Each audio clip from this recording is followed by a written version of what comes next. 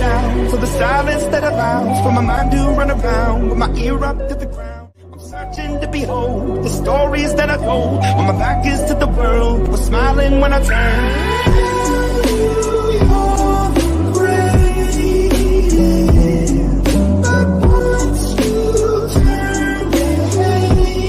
Just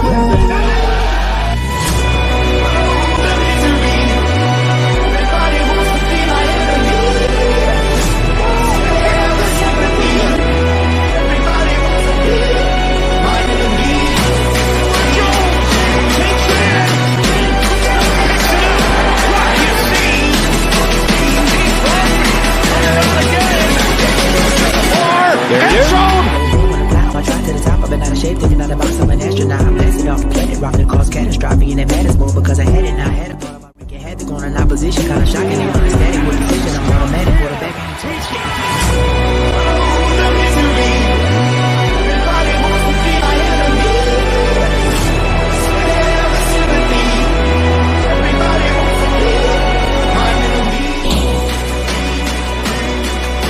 welcome to the Death Star.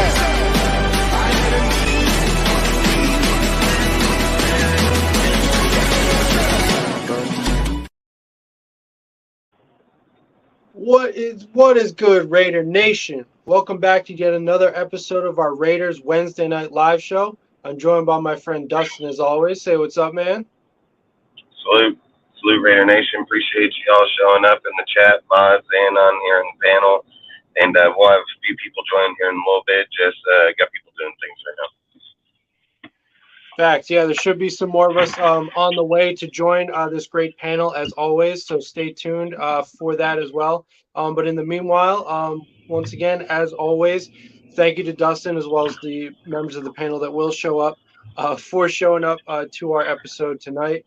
Thank you to the mods in the chat for holding it down. We wouldn't be able to do the show without you guys, as always. And last but not least, thank you to our viewers for watching and commenting along with us.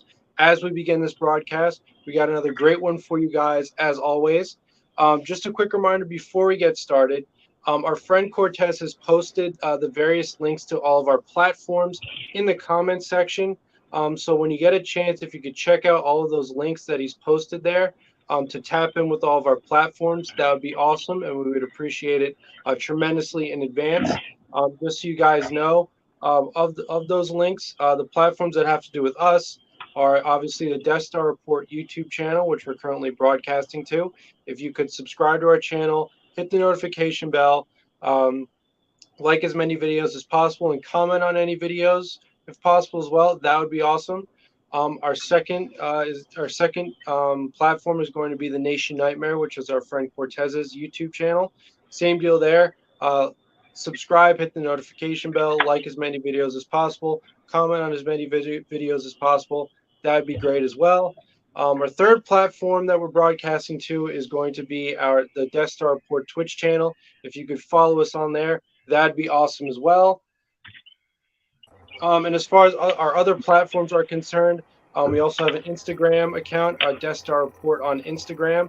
If you could follow us there and give us some likes, maybe share some of our posts to your story or to some of your friends, whatnot, that would be dope as well. And last but not least, as far as links that we're concerned, is our Discord server, the Death Star Report Discord server. We especially would love for you guys to check that link out because we really consider it the heart of what we do here at DSR. It's a tremendous community. We got a whole bunch of things going on in there. We have a Raiders chat, obviously. We have a general chat where we talk about just life in general. We talk about the NFL at large. We talk about other sports like the MLB, NHL, NBA. We have fantasy leagues, both NBA and NFL. We have movie nights. We have free giveaways. So we have links to YouTube videos. We have all kinds of great stuff going on in there. It's a great community, great way to be exposed to a whole bunch of different content, as well as connect and meet all the kinds of people across the internet who also love what we all love, which is the Las Vegas Raiders. So like I said, if you guys could check out all those links and tap in with us when we're on the Death Star Report YouTube channel, the Nation Nightmare YouTube channel, the Death Star Report Twitch channel, and of course the Death Star Report on Instagram, and last but not least the Death Star Report, the DSR Discord server. I believe Cortez has also posted links to some of our fellow YouTuber friends and maybe some bloggers. So if you'd like to check those out as well, we would appreciate it on behalf of those guys as well tremendously. So like I said, if you could check out all those links, we would be we appreciate it a lot, and we thank you in advance for that. We will also be posting. Yeah, all and of then I those, don't know, did you tell him that Cortez, he just ain't feeling good right now. He put a message in there. He said that he'll be back soon. So if you guys want to read it, put it out there. I appreciate it. And then take a second and say this salute to Dark, Lunatic, John, Kojo, Richard, everybody, man. Like I say, appreciate everybody that's come through tonight and that's here in the chat. So appreciate y'all. Thank you very much. Facts, yeah. Once again, thank you to everyone for coming in just now. Thank you guys for consistently showing up and being a part of these great shows that we always have. As Dustin just said, our friend Cortez should join the show. He should be able to join the show at some point tonight. So we'll be eagerly awaiting for him to jump on as he always does and provide the great commentary that he always does. So Salute, like Jesse, I said, appreciate you, bro. Stopping by, man. Thanks a lot. Yes, salute to everyone coming right now. So as far as, like I said, the links to all of our platforms go, check them out right now if you could, but if not, we're going to be posting them multiple times throughout the duration of this broadcast. So whenever you guys get a chance between now and the end of the broadcast, check out all those links. Like I said, we greatly appreciate it, and we do thank you guys in advance for that. So without further ado, with all that out of the way, let's get started with our show. So obviously, with Rudy here, by the way, salute Rudy. Thanks for joining us. Yes, so with Rudy here, I figured one of your topics could be the one to start us off. So obviously, just getting through the 2023 NFL draft, and not only that, but being in the midst of the off season with all the free agency moves that they made, with trade rumors swirling, certain surrounding certain players, and theories about what the likes of Josh Jacobs or Hunter Renfrow, for example, could get in terms of a trade if they were to be sent off to another team. There's a whole bunch of stuff that still needs to be figured out between now and the beginning of the 2023 NFL season. So Rudy, why don't you get a start on your topic, which is just going to be comparing the off-season moves, whether it was draft picks, trades, free agency moves this past year compared to the first year of the Josh McDaniels tenure in 2022. So go ahead, Rudy. At first, when I first saw it last year, it looked good. It really looked really good. I thought the draft picks, despite sacrificing the first and second round pick, it was a good sacrifice to get Devontae Adams because we had, at the time, there was Derek Carr. We thought that Anthony Averett would be a good option because he could cover Tyreek Hill because we didn't know Tyreek Hill was going to be traded to the Miami Dolphins. So we thought he could be a good, because he's covered Tyreek Hill before. But, we just thought he was good, And then getting Rock Sin, so, it was really crazy. We looked like we had some good free agents. I thought the draft picks were decent despite not having a first and second. And I thought the free agencies looked decent. But one free agency signing that was terrible was Anthony Averett because this guy didn't come to play like he did with the Baltimore Ravens. It was more of an attitude thing, kind of like the Damian Arnett situation. But other than that, we had like some players around us. We did. Only one I kind of thought was pretty bad was Chandler Jones. I think he was overpaid, and I kind of thought Mad Max Crosby was kind of overpaid. We overpaid our players just to try to keep them going, but it takes away from other players. And then people are thinking, we got to get rid of Derek Carr because he'd be too expensive because he's $40 million, even though it's not guaranteed and everything. Because his Stats is doing finals right now, just so you know. So some of the people that aren't on the show are doing finals or camping. Yeah, I can understand that. I didn't mean to cut you off. I just meant to. It's all right. Hyperbolic, and appreciate you, bro. Yeah, and it looked good. We looked like we were going to be ready for the playoffs. That's what it looked like. But the thing is, though, that's what it looked like.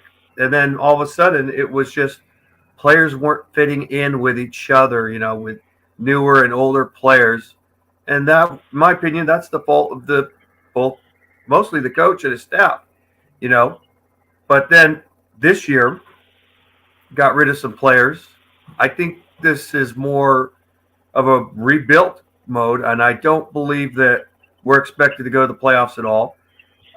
We didn't do great in free agency. I don't think people don't want to join us because they're not. It's an uncertain team, is what it looks like to a lot of people. We're so uncertain, Who doesn't want to join us? Well, look at there. Remember, we had a linebacker. What was his name? That joined in, then he retired. What was his name? He was a former. What's his name? He was with the Giants from Seattle. I know what he's talking about. No, he was from the Giants, linebacker. Yeah. Blake Martinez. Yeah. Yeah, Blake. Blake, yeah, and then he retired. And what it is some of the players are uncertain. I mean, look at. Did you hear? Josh Jacobs? Did you listen to Ziegler's deal today? No, I didn't. But Ziegler's press conference said straight up today. They asked him, "What do you think about the comments that are going around Josh and the things that they say about our team?"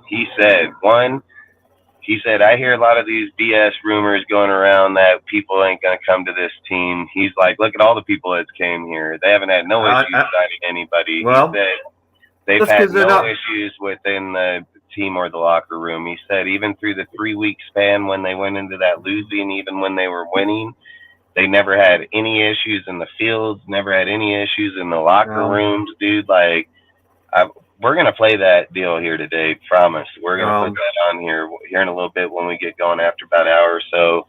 We'll put on that deal because Ziegler talks about it straight up, and he says it straight up about Josh and how everybody's saying these things. He says it's not even true, not even close to being true. And he says it just like I said it. Like, I think it's crazy as hell. Well, crazy as hell, but like, I'm just on here for 1 second. Just like I said up in the chat. I won't be on much for a while. Just going through some stuff right now. I just wanted to show you guys some love. But I'll be back soon. Well, all good, man. Take as much time as you need. Yeah. And like I was saying before, though, I think that last year the free agent signings looked better than this year's. We got some big name players from last year. Still do have some of them, like mainly is the Devontae Adams, To me right now, the playmakers we have on our team. There's one more thing. The big three playmakers right now, that's Devontae Adams, Mad Max Crosby, and Josh Jacobs. There's no other ones I can think of at all. Hey, there's one Everyone thing else that is I marginal want to to say me. about why the players don't want to come here. Because of the fans. That's the truth. That's one of the truths, that they don't want to come here because of fans. You know what, though? The fans, you know who brought the fans in, really brought the fans in Raider Nation along? We all know it was Al Davis. He brought the Raider fans, a lot of them in L.A., Oakland, and all that. You have to, when you piss the fans off, that's the worst business deal you could do. That's the worst thing to do because we got the largest NFL football base of all. We do, and we're not the best franchise team. We've had 3 Super Bowl wins, and that's it. We've been to multiple Super Bowls, but lost them. But we are one of the original AFL teams and everything. But we do have the best. We have, California is majority-wise Raider fans in Nevada, Raider fans in Arizona, more than Cardinals. New Mexico, we got a large base in Texas. Maybe not as large as the Cowgirls, but it's pretty big for being a non-Texas fan base. And we got fan base in foreign countries like Mexico, England, and other parts of Europe. But yet, though, if we do things like get rid of a fan just because he was expressing his opinion, saying, you know what, we deserve better, bench McDaniels. And when you get rid of someone who does that, whether you agree or disagree, that was wrong to do, Right. It was wrong. We fans have the right to express our opinions, It's bad business. It makes someone who put his blood and sweat and tears to watch this game. But, the thing is, you don't want to piss the fans off as a business owner. You got to go with what's good for the team, what's going to put the money. Who puts the money into the team? It's the fans. We do it. That's just the way it is, But I will say this year, the draft, I didn't like the draft too much. I mean, I gave my grades. I've said it on Instagram already. A lot of people gave us a B or C grade, I've been hearing other opinions because we should have had an A grade. C grade. They're fucking smoking meth, dude. I mean. Well, again, people give grades. Opinion. Listen, people give grades that are like that because they don't know shit about football and they don't know how to evaluate tape, let alone players. And biased opinion has no fucking place for football. So, period. I did a little research too. I looked at the edge rushers of this year. They're not as good as they were the year before. Last year's draft edge rushers. If these edge rushers were in the same draft class, like who? Last year's, like. The one that was drafted was it? Like who? If you look them up, what's the name? I mean, there's other guys. There was the one that was from the Detroit Lions. He was his upbringing was way higher than this whole draft. I mean, I think the edge rushers weren't really that high in the draft class. Oh, hey, Al, thank you for joining. I can hear. I just think that we went with. I think we needed a corner extremely bad, and Dustin was the one saying, "Yeah, Christian Gonzalez." I said I would take Tyree either way. I mean, I wouldn't have taken him. I would have taken a corner. We need a corner. Don't work out to how people like opinion. I said it on the show 100 times. Just because I said this is the players I want. I didn't say because of you. I just agreed with you. That's what the players are going to be. And I don't think, like I said, I would prefer Gonzalez, but I also said I'd have no issue with Tyree Wilson. He's the best edge in this draft by far. I mean, like I said, Wilson has him in the linebacker edge. He doesn't have him in DN. Go look it up. You just told me look up stats. Look up him. His stats weren't really that high. One edge on the country over Will Anderson.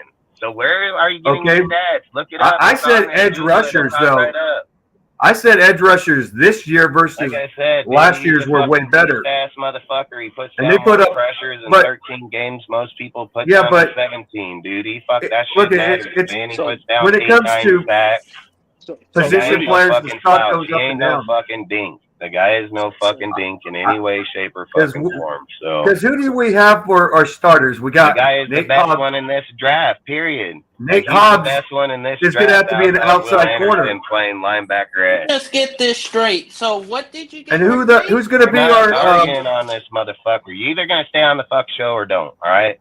So you wait your turn or have the conversation. All right. Bye. Later. Yeah, once again, the unceremonious. I could not even. But yeah, I mean, it's tough to say. I mean, obviously the sun has not set on the Josh McDaniels, Dave Ziegler era. For now, at least, Mark Davis is putting faith in him. So, we at least right now, as far as the off season, where everything is just a matter of predictions and theories and things of that nature, and hype for that matter. I guess we just have to remain as positive as possible, about this team. But yeah, I mean, going back to the original, point Rudy had made about, some definite swings and misses, on some, on some free agents, and also, Rock Ya-Sin wasn't really a swing and a miss. It was just, it's unfortunate now that, we were just informed today that the Ravens have signed him to a 1-year deal. So he is no longer with us, which is unfortunate because, the net of it is that we had lost Yannick Ngakoue, who in 2021 got 10 sacks for us, was a pretty darn good, co-star to Max Crosby. And now we have nothing to show for it. I rather take Chandler and Wilson over Yannick Ngakoue. I believe both of them will get better production than Ngakoue. You guys remember against the run, Ngakoue was horrible. Mm-hmm. I'd rather have somebody that could stop the run too. Yeah, for sure. So salute, fellas. Salute to the panel, and salute to Rudy. It's sad that he had to bounce out that way. But I actually just wanted to say that, I appreciate Rudy's comments, right? And I think, what I appreciate about this platform is everyone can express like their own opinion. But I think it's also important for all of us to agree on a certain set of facts. Like Tyree Wilson, objectively, is not a bad draft choice, right? He's a dog. Yeah, like he's just not a bad draft choice, right? Like some draft analysts had that guy as high as number 2 overall, right? So for us to pick him at 7, that's a good ass value, right? And at the end of the day, one of the sayings that's true in football is you can't have enough pass rushers. And I understand we have, we're very malnourished in the secondary, especially at corner. And, I understand a lot of people wanted Christian Gonzalez or the other guy. What was his name? Witherspoon. Devin Witherspoon. Yep. Yeah, Devin Witherspoon. Like, I understand that, but at the end of the day, like, it's very clear to me this draft, like, signified Champ Kelly's and Ziegler's philosophy when it comes to building a defense. They believe in building that shit from the line up, right? From the trenches. Mm-hmm. And so, we just gotta wait and see to figure out whether that philosophy, holds true. In my opinion, it will. I mean, you look at the 49ers, right? The defense that they've had over the past few years, it's all based on the defensive line, really.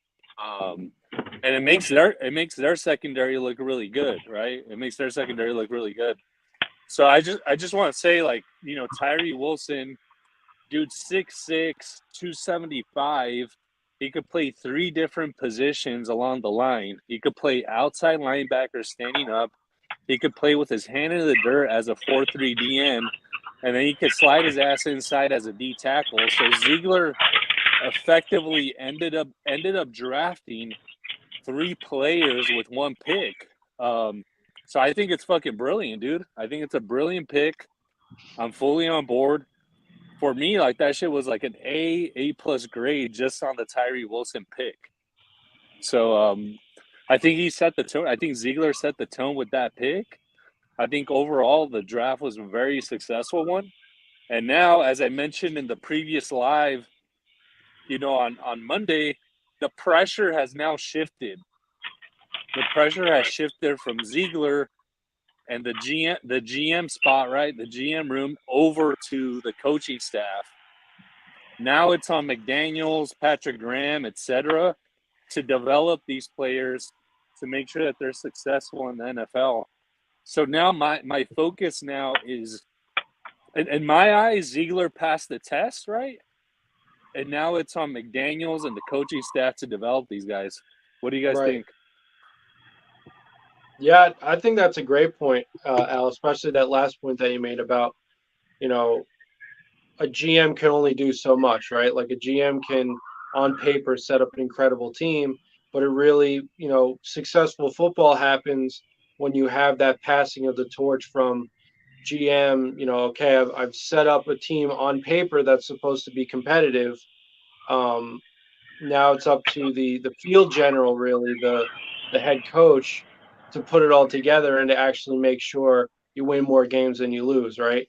So, obviously that's the big thing that we're looking for, right? I mean, 6-11 obviously is not this kind of season that anyone wants.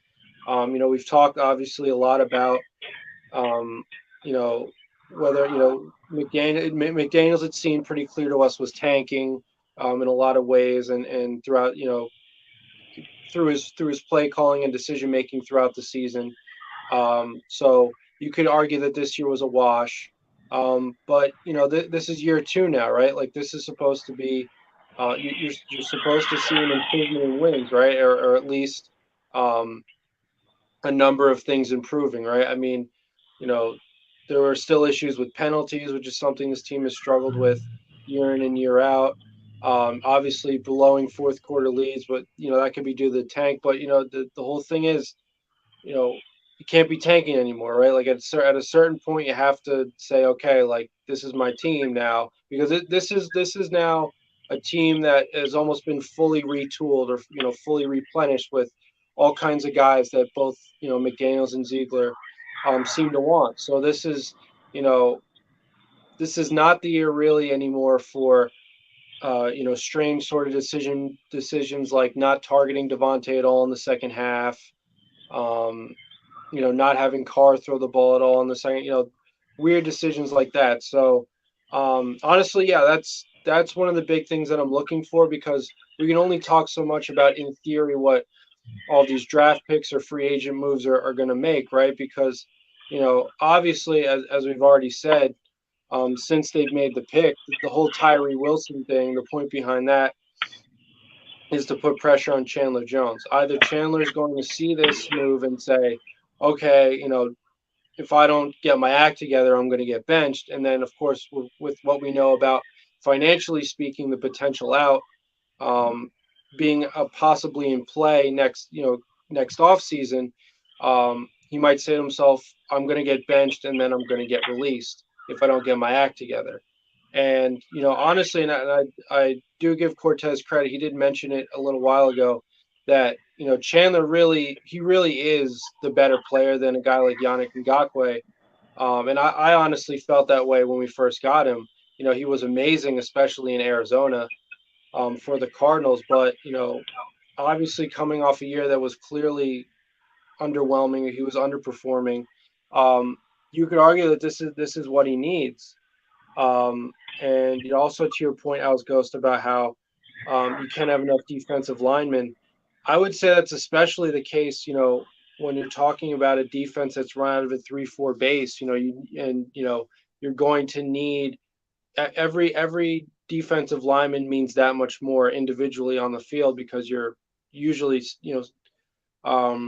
rushing the pass, you're pass rushing, you're having fewer defensive linemen than you would in a more standard 4-3 base. So, I would say that, on top of that, a big emphasis, because of the way this defense is structured, or because of their tendencies, linebackers are going to have to step up a lot too. And that's why I personally would have also liked to have seen them put more of a emphasis on a linebacker. There were a handful of really good linebackers to get, and I'm not talking about edge rushers. Bernie's a baller, but there's one more thing I want to add to this whole situation. Yeah. Are they gonna put Malcolm Kuntz on notice too, by picking up extra edge rushers as UDFAs too? Well, here's the thing. Right? Yeah, like the thing is, like I wouldn't use that characterization, put him on notice, because he's had no notice to be put on. Like, he's had no chance since this regime. Something. I don't know. It's just opinion that I'm throwing out there. But yeah, what I'm excited about. Go for it. Oh, I was just gonna say, Jeff. What I'm excited about mostly is that fucking NASCAR package, dude. With Chandler, with Wilson, with Max Crosby, maybe slide in, a pass rushing D tackle. Mm-hmm. Throw in Sylvester, or what's his name, the 7th rounder. Luke Pyro. Appreciate you. The one from Arizona. Put him out there with them. Like, that's what I'm excited about, because we have to get after that ass, dude, when Herbert and fucking Mahomes are scrambling, and even Russell Wilson when he's scrambling, because I think Russell Wilson will be an improved player under Sean Payton. I mean, I think he's going to be better. So we need pressure on these quarterbacks, and just to reiterate what I said earlier, in my eyes, Ziegler did what he had to do, right? And using the cooking analogy, Ziegler went out and he went to the fancy grocery store and got the fucking, organic produce and the, free range chicken breast and shit. And now it's up to Josh to go ahead and cook that shit. And if he doesn't cook, bro. No, Al Ghost, it's not cooked. It's he needs to get the ingredients. He's the The one that's the prepper. The ones that are on He the did in the field is the Pac-10, cook. John. In the Pac-10, he did He's have the highest. He's the one that's getting everything prepared. So when the players hit the field, then they could start cooking. That's how I see it. For me, Ziegler's the guy shopping. He's the guy. Yeah. He's shopping for the ingredients. Then Josh McDaniels is the one that preps it, and then the players are the ones that cook on the field. You get what I'm saying? Fair enough. Yeah, I gotta yeah. give some shout outs on that stuff too. Dirty said it like that. That's how I get that. There's little G from Dirty and Raider Twan. No, that's a good analogy. And you. No, appreciate that, Cortez. No, I think that's a good analogy. Bro, I wasn't even gonna show up. You guys knew that I was trying to say no. I just somebody just great. What did I tell you? What did I tell you? Hey, this is all from my mind, bro. That shit when you go against saying, oh, Tyree Wilson's a horrible pick. Corner should have been number. Nah, it was Tyree Wilson. There was 4 players that they wanted. And so there's one comment that I just wanted to say, just a general comment, right? So when Ziegler picked Tyree Wilson, you're not gonna please 100% of the nation, right? Like it's one pick, right? Like you know, Ziegler can't pick a corner, he can't pick a DN, he can't pick a quarterback all in the first round, right? Like the dude has to make a choice, and whenever you make a choice, you know, you have to do it at the expense of other choices, right? So for instance, if I go to fucking, Chipotle and I ask for the fucking steak, I guess I could ask for chicken and fucking, the pork and all that. It'd be a weird ass dish though. But ultimately I have to make a choice as to what I'm going to have that day. And so, for instance, in Ziegler's situation, as with his first rounder, he had 1 pick in the first round. He had to make a choice. I think he made a good choice. But it's not going to please everyone, right? Like he couldn't have picked, Christian Gonzalez, Devin Witherspoon, and Tyree Wilson all in the first round. The guy had 1 pick. And on the flip side, if he would have picked, Devin Witherspoon, then you'd have people bitching about how he didn't pick Christian Gonzalez or Tyree Wilson. Like you're not going to please everyone. Yeah, and I was just sitting here thinking to myself why we're having these thoughts of why. I was talking to Sergio before we actually went live about something that we should make a post, that he should make a post for. And all these people are picked for a reason, like just sitting here thinking about it. You have Tyree replaces Chandler, Mayer replaces Waller, Young replaces Billing, Tucker replaces Holland, Bennett replaces Averett, O'Connor replaces Stenham, Smith replaces Abram, fucking Bernie's replaces Frackle or Kaiser. Or we could say Jade Sylvia is going to replace probably Belay Nichols. Like, this is my opinion. And that dude Sylvia, he's also has affiliations with fucking Antonio Pierce, dude, from Washington or Arizona. So it's not like they don't have familiarity. They don't have fucking deals with people. They have these people for a reason. Every person was put in there to replace people for their system, for their stuff, and all their deals. You go to the UDFAs. The UDFAs even have the same type of deal where they're taking players and they're replacing other players. I've even said, dude, even in the last 2 lives, like, picking up those dudes that we got in the UDFAs for the guard and tackle, you can watch dudes that we picked up last year, like Alex Barr and so on, that ain't even going to make the damn team, So a lot of these players are going to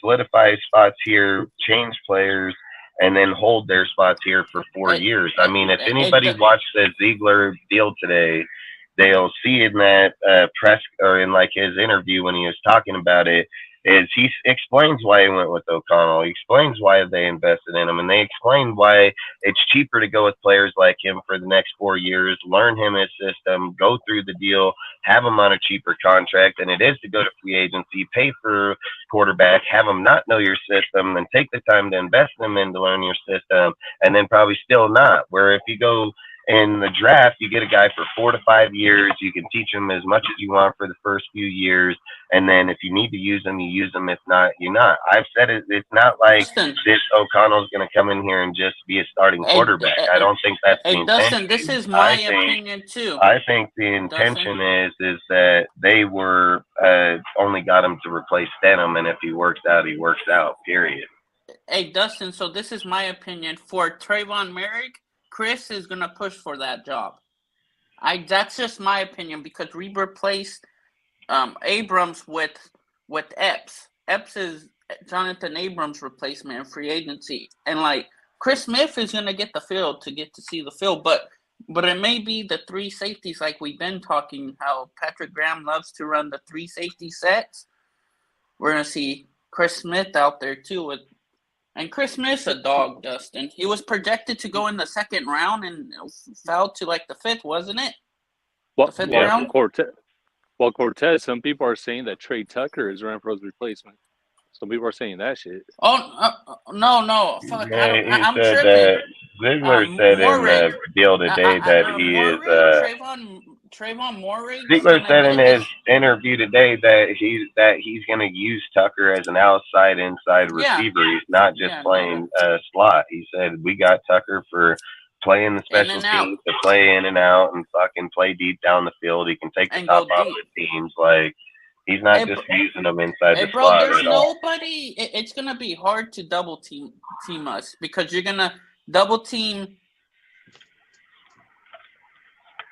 Man, Jacobs could sit out the whole year if I care. Just sit out the whole year if you don't want to come back. Just sit. Lose money all you want by sitting out. Fucking dark, I swear. He's fucking someone's head hurts. He said he sure can type a lot. These guys, I swear, they all go back and forth. Yeah, I mean, like I said, everybody's gonna have different opinions. The opinion that matters is when you're having constructive talk to build your team, not destroy your team, not piss and shit on them. You can sit here and look at every single. I just thought here just right now, and I can even go Mullins instead of Averett. Like you can go multiple players of why they got him. Then researching the player, dude, he had hella shut down fucking passes, dude. He had a lot of. Hey, do you know who had the number 1 shutdown? Bennett can run from the fucking sideline to the sideline, dude, faster than a guy can get off center and get to the outside. Like Bennett is a fucking missile, dude, and he's fast as fuck. So he's gonna be a starter. Outside of that, I don't see why people say like he ain't a good pick or he's gonna be the number 2 right away. And don't be surprised if Hobbs goes to the outside as 1, he goes to the outside as 2. And then either Hall or somebody else is inside in the slot. I don't think they're going to try to keep Hobbs in the slot. I don't think they're going to do that. Why? If you don't got a big outside player, if you don't have a big outside player to fucking compete with fucking big fucking receivers, and especially if you got Johnson in the fucking league this year, down here in the fucking Chargers, he's a 6'4" motherfucker. So like, you're not going to put no slouch ass fucking 5-foot dude on him. So. For me, I think, like we said, you have Faceum back there, but Faceum didn't really play in the Colts last year, dude, and he did play here, but by injury again, too. So, at the same time, I would have to see where he's at, where he comes back as, how he plays in camp. Does he play good again? Is he backup material? Is he starting material? I mean, like I said, I think it's smart that if you're taking Hobbs and moving him to 1 right away, Hobbs has man press corner all day long, dude, and he's got all the skill in the world. Now he's just got to go do it. I think, like, when you have Hall's got the inside slot position. He can play that shit no problem. Think all you want with the running backs, you can have. I think you can have multiple people out there and still have a really good team with where we're at. Bennett, I've said it. If people watch tape on him or even know who the hell he is, the guy is phenomenally fast as fuck. I mean, the guy is beyond. And not only that, he, like even Ziegler's even praised him on the fact that he has just pure natural instinct in the open field. Yeah.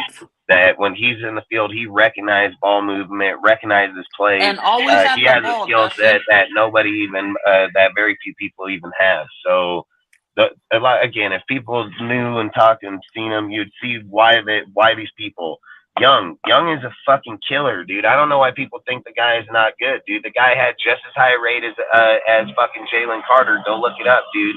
And he was one of the highest rated players in that position outside Jalen Carter, dude. And then not only that, dude, the guy can play DN and D tackle. He brings the presence inside, dude, where he can shut down the whole inside, dude. Like the guy is not a slouch.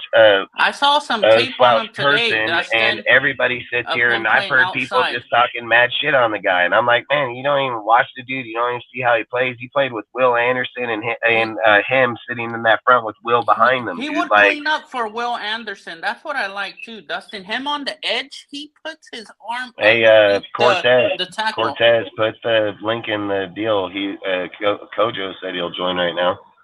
All right, I gotta bounce out and then I'll jump back in. I'm on yeah, just put the link in the stream real quick. Put the link in the StreamYard, or put the link in the chat.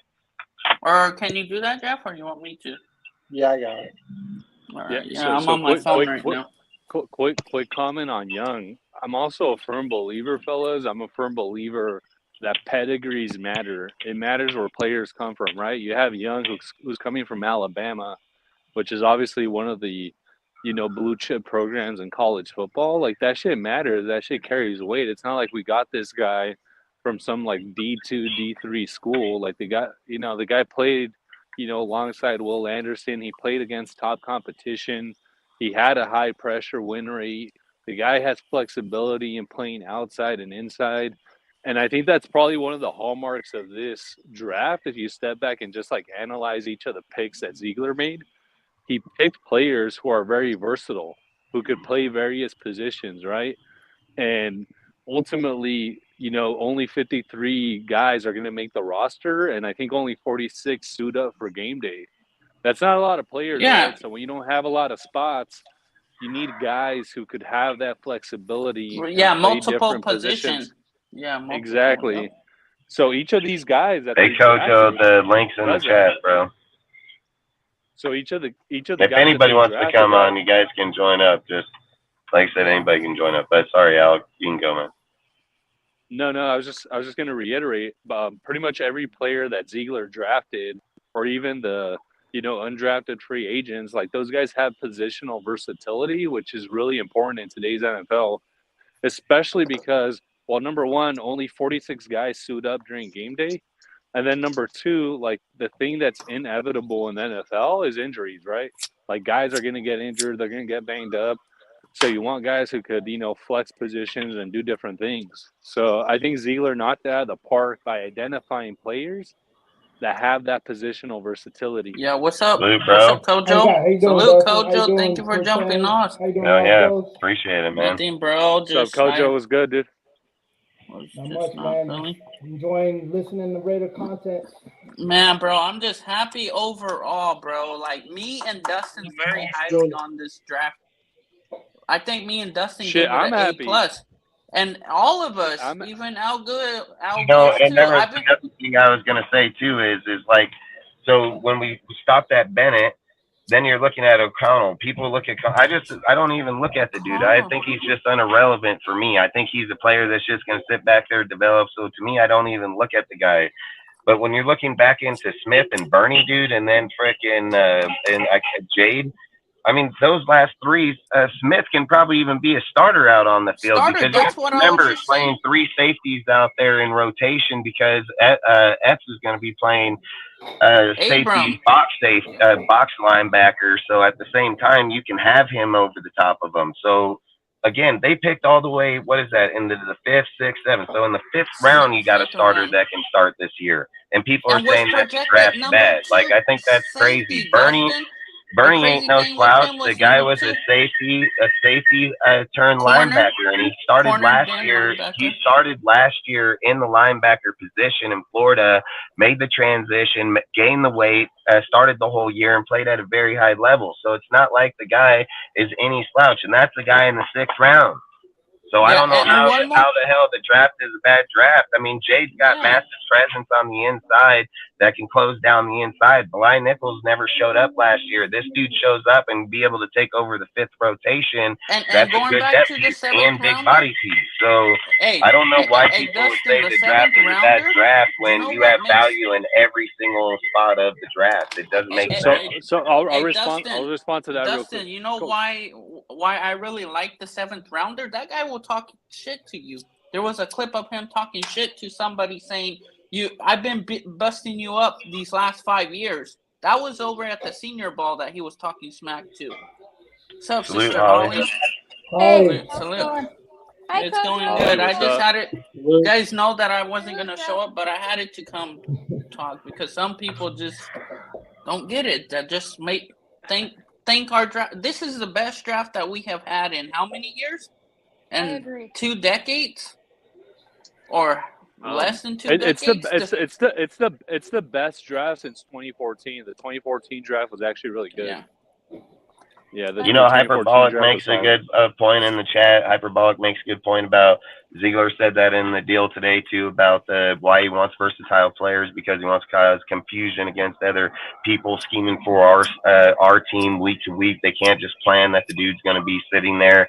This is again why I keep saying Josh can be very viable piece to be signed and traded because when you put people like Waller or him, people zone right in instantly. I said Josh's system has been ran through dual backs for multiple years, not just one, multiple backs, dude. They've had 2, 3 backs. So to sit and just hone into one and then they didn't even take a halfback in the draft this year. So I don't know, man. Like, and Josh, that post was real on his Snapchat, dude, freaking about him not being in Vegas and not coming back for a while. So shit, let him go. Like I said, I mean, I say the same thing. Salute, Mel. Appreciate you, bro.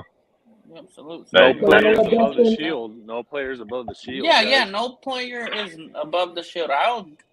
If you don't want to be here, and we got better players than last year on the offense. Yeah, facts. We could all agree. Lunatic says right here, it says Byron Young was tied for the second pressures behind Jalen Carter, who only had 4 more pressures than Young. And people don't know this shit, or they see it and they just ignore it, dude. It's like Ziegler did not get slouch ass dudes, and then Young can play D tackle, dude. Like he plays very well, and he gets by. He's strong as fuck, dude. He'll mow on dudes, man. Like that guy is no slouch. They're gonna clog the lines for us, so the 2 edge rushers could get to the quarterback. They're gonna be right there at them 2 guards. That's what I really like about Young too, Dustin. He holds down like with the guards. So I was just going to say a quick comment regarding, people who are criticizing this draft. I think this draft is the best draft since 2014. 2014 was that Khalil Mack draft. You had Derek Carr, you had Gabe Jackson. You had several players, that were starters actually out of the 2014 draft. So I think it's the best draft since 2014. But I think ultimately people criticize this draft because they don't like the regime, right? And, Dustin knows this, Cortez knows it, Jeff knows it. I'm not necessarily the highest on this regime, especially Josh McDaniels. Like, I've been highly critical of this regime, but I'm also willing to give this regime a chance. And I don't think firing this regime is the right option, right? And I'm going to try to call it like I see it when moves are made. And I'm not just going to be a hater, right, and be like, hey, I don't like Josh, I don't like Ziegler, fuck this draft. No, like I think you just got to try to almost put your biases aside and assess things objectively. And after I, just assess the draft objectively, I think Ziegler knocked it out of the park. And as I mentioned, now that Ziegler knocked it out of the park, it doesn't mean that the work is done. Now it's on McDaniels. Now it's on Patrick Graham. Now it's on it's on the players too. Some of these players too. Yeah, no, absolutely. Like now they're getting paid millions of dollars. They got to work their asses off. Fucking, some of us work 80, 100 hours a week, right, for not making $1 million. So these guys need to focus and need to develop professionally. But in my eyes, Ziegler did his part. And now, we're going to see what, if the proof is in the pudding, which is in the coaching, because that shit matters. Exactly. And so we'll see what happens. And like I said, too, Algos, it has to go. Like I said, shout outs to Dirty and Raider Twan for saying this. Like, it has to go from Dave Ziegler getting the ingredients to the one that's prepping is Josh, and then the players again are the ones that's supposed to cook to make it all work. Yeah, exactly. I like that analogy. That's actually better than fucking Big Tuna's analogy when he said if he's gonna cook, he wants to shop for the groceries. Well, like, well, you're not doing everything. You know, it has to go boom, boom, boom in order. If somewhere it fucks up, then at the end it's not gonna work. It has to go straight in order. And like, and since that, like, I'm gonna shout out NorCal Raider Jesse. Yeah, I want the same people that hate Josh McDaniels have that same energy when we start winning. Dustin's I've been saying that since day one. I have had these guys back since day one. I got to meet Dave Ziegler in person. I always bring this up when I went to the Seattle game. He's hella cool with the fans. Like, I give him respect. We just gotta believe in the dude. Yeah. I mean, I was critical of the coaching staff too. Go ahead, guys. I was just saying, I was critical of the coaching staff too, but I understand you can't come in your first year and have fucking magic happen. It's like, it's gonna take some time. And plus this year, the defense too, Kojo, the defense ain't gonna be built in 1 year. And I already knew that they weren't gonna go with 12 players, like 9 on defense. You can't go with the whole defense of players and make them get starting jobs on the defense and make them be all great because they're barely coming in to learn a whole new system on the defense. Like, you got to give them time too to learn the plays. And like Mark Davis says, a room isn't built in a day. It's gonna, maybe next year we'll get better at defense too by getting different picks. At least it's improving with the picks that they got. So I agree with that, Cortez, but I also think I agree Rome wasn't built in a day, but I think the way that you get better is you shoot for the fucking, for the stars or whatever, the moon. You set lofty goals, right? So that you could actually like overachieve.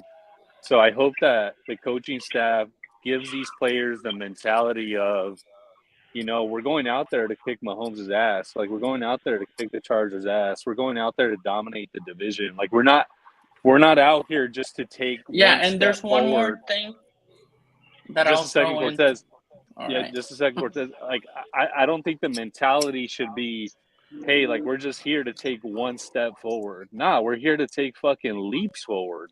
We're trying to improve. We're trying to win every single football game. And obviously, like, that's probably unrealistic, right? But the mentality should be, we're trying to go fucking 17-0. And guess what? If we end up, 10-7, which is probably more realistic, that's fine. But I don't want these guys to set a goal of 10-7. Set the goal of 17-0. Let's see what happens. Hey, I always say, dude, shoot for the moon and hope you hit a star, man. Exactly, bro. Exactly. Listen, like, it's the goal should be like me and Dustin's been talking behind the scenes. Dustin, like you got to give this team another, like, the defense may get top 20 this year. Maybe next year the defense be top 15. At least they're moving in the right direction by getting different picks.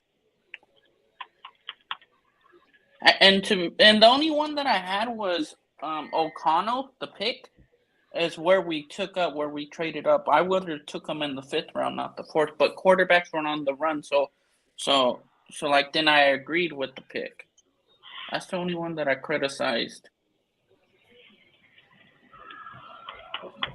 I mean, for me, there's only 2 picks that kind of like made me scratch my head because I wanted, obviously when we traded up, I thought we were trading up for Hendon Hooker, and then I hear Michael Mayer. I'm like, okay, they're like, well, we can't pass up on that talent.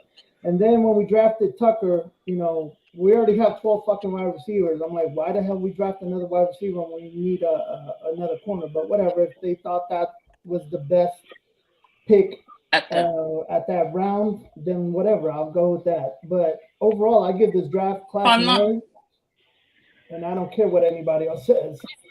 Okay, I give it an A+. Me and Dustin agree. Like, Like, and I think that pick, I think Mark Davis wanted that player too, not just only Dave. I just say, like I said, I give him a fair A by a mile, because the draft isn't considered of just big name players. That's not what the draft is about. Good drafts are entitled on where the players are going to go and if they have contribute right away. It's just like Kansas City. People can sit and mock them, say how bad they are or not, but if you pay attention, they had 11 picks and damn near 11 of their players played in their team. You know, like, that shit matters when you're having value like that. And then you're having 11 players one year, you're having 6 players the year before, you're having 4 players the year before that. So what is that? 21, 22 players in 3 years that are contributors on their team right here, right now. We can't say that shit. We'd be lucky if we can say fucking 4, 3, 4. You know what I mean? Like, that's why I say, like, when you're looking at the play, and the reason why I would say A is because of the fact that Tyree is going to replace Chandler and do it at a very high level. He's a freak of nature and height, length, getting after people. I keep trying to tell people, when you close in the pocket, the thing that he's going to have over a lot of people that don't is still the length. He can reach behind the line and grab a dude. He has 82, 84 or block the ball from people. It's just a lot of things where, and again, the reason Yannick was so good, Yannick wasn't a very good pass rusher in that year. Go watch the tape on it. Yannick quit on hella plays in the backfield because he couldn't get past somebody. You know why Yannick got those sacks? Because Max chased that motherfucker around and the dude ran right over towards him and it fucking ran into him. So Yannick picked up sacks. And I'm not going to say that Yannick didn't go out and give one here or there deserved, but let's go watch the tape right here, right now. I'll show you that Max probably gave him 6 of those sacks right in his pocket, you know? So that shit matters when you're looking at people and trying to evaluate people. Salute, John. Evaluate people when you're wanting to replace them. You know what I mean? When you're trying to replace people, that shit matters a lot. So they can't just say, "Oh, that's not a good pick." It's a great fucking pick because you just invested $17.5 million in Chandler. Chandler's gonna be fucking leaving here that we can clear up the money at come next year. You have a young dude that's gonna match up with Chandler's or Max's contract. That's what you want. And I keep saying it, and I said this even in last year's lives, that you don't have to move off of Chandler. And I've said this, Chandler still has the one-on-one presence to get after a guy. Chandler doesn't have the double team presence. And if you were to use Wilson on the inside on some plays in a NASCAR package, he's going to give that pressure off of Chandler. Go back and watch the Patriots game when Chandler suckered in Trent Brown on that inside dude and then fucking 360'd around him and damn near yanked Jones to the ground. Like, Chandler still has play capability. He just doesn't have double team play coverability anymore. So I don't think Chandler's a loss in this upcoming year because, you know, he knows he's already on the burner. And I don't think he's going to hold it personal like that to where he's like, "Hey, man, he's over here and he's going to take my spot." I think Chandler's a man. He knows where he's at. He's 32, 33 years old. He knows his days are knocking on the door, you know. So let him play out the next year or two. If he plays good next year, then let him finish out the third year. I think the writing's on the wall. If he plays good this year, we'll probably let him play his last. If he don't play good this year, well, we've already put a void year, like I said, doing that restructuring it. So we're already willing to eat the money. So I don't think it matters anymore. So this may be his last year because he's been wanting to retire since last year. And that's all I say. Like, Ziegler is not afraid to eat the money. When I kept saying about the void year, why I didn't want to do it or the restructures, because it creates a void year out there. When it shows that Ziegler puts out a $5 million void hit or $8 million void hit in the 25 season when he's not here, but it also said that he'll take the $11 million hit too to get rid of him next year if he doesn't play, and then so he'll eat $18 million over 2 year span, you know, 18, 19 million over 2 year span. But I mean, let's be real, we did that with frickin' with what's his name, the linebacker on the outside. Corey Littleton. We did that with Corey Littleton. Yeah, Littleton. And then let's just be real. If you're going to do it too right now, I've said this, why I think most teams need to pay attention right now. if you're going to clear these types of hits, it's best to do it right now in the next 2 years, because the cap is going to go up. It's going up anywhere between 18 and 24 million a year. So if we're on the books for 18 million, that cap goes up. It's like it doesn't even matter. It's like it doesn't exist. What we did this year is what we'll have next year. You know what I mean? Like, we're not taking a hit because the cap never increased already. It's still at that same level. All it did was clear off the dead money. That's all it did. So we're not taking a hit in the actual contract. So, like I said, I think Ziegler he did phenomenal in a lot of these picks, and people see and listen. I say when you're looking at the picks and see what he does and where he got the value, it's great value. I've said it.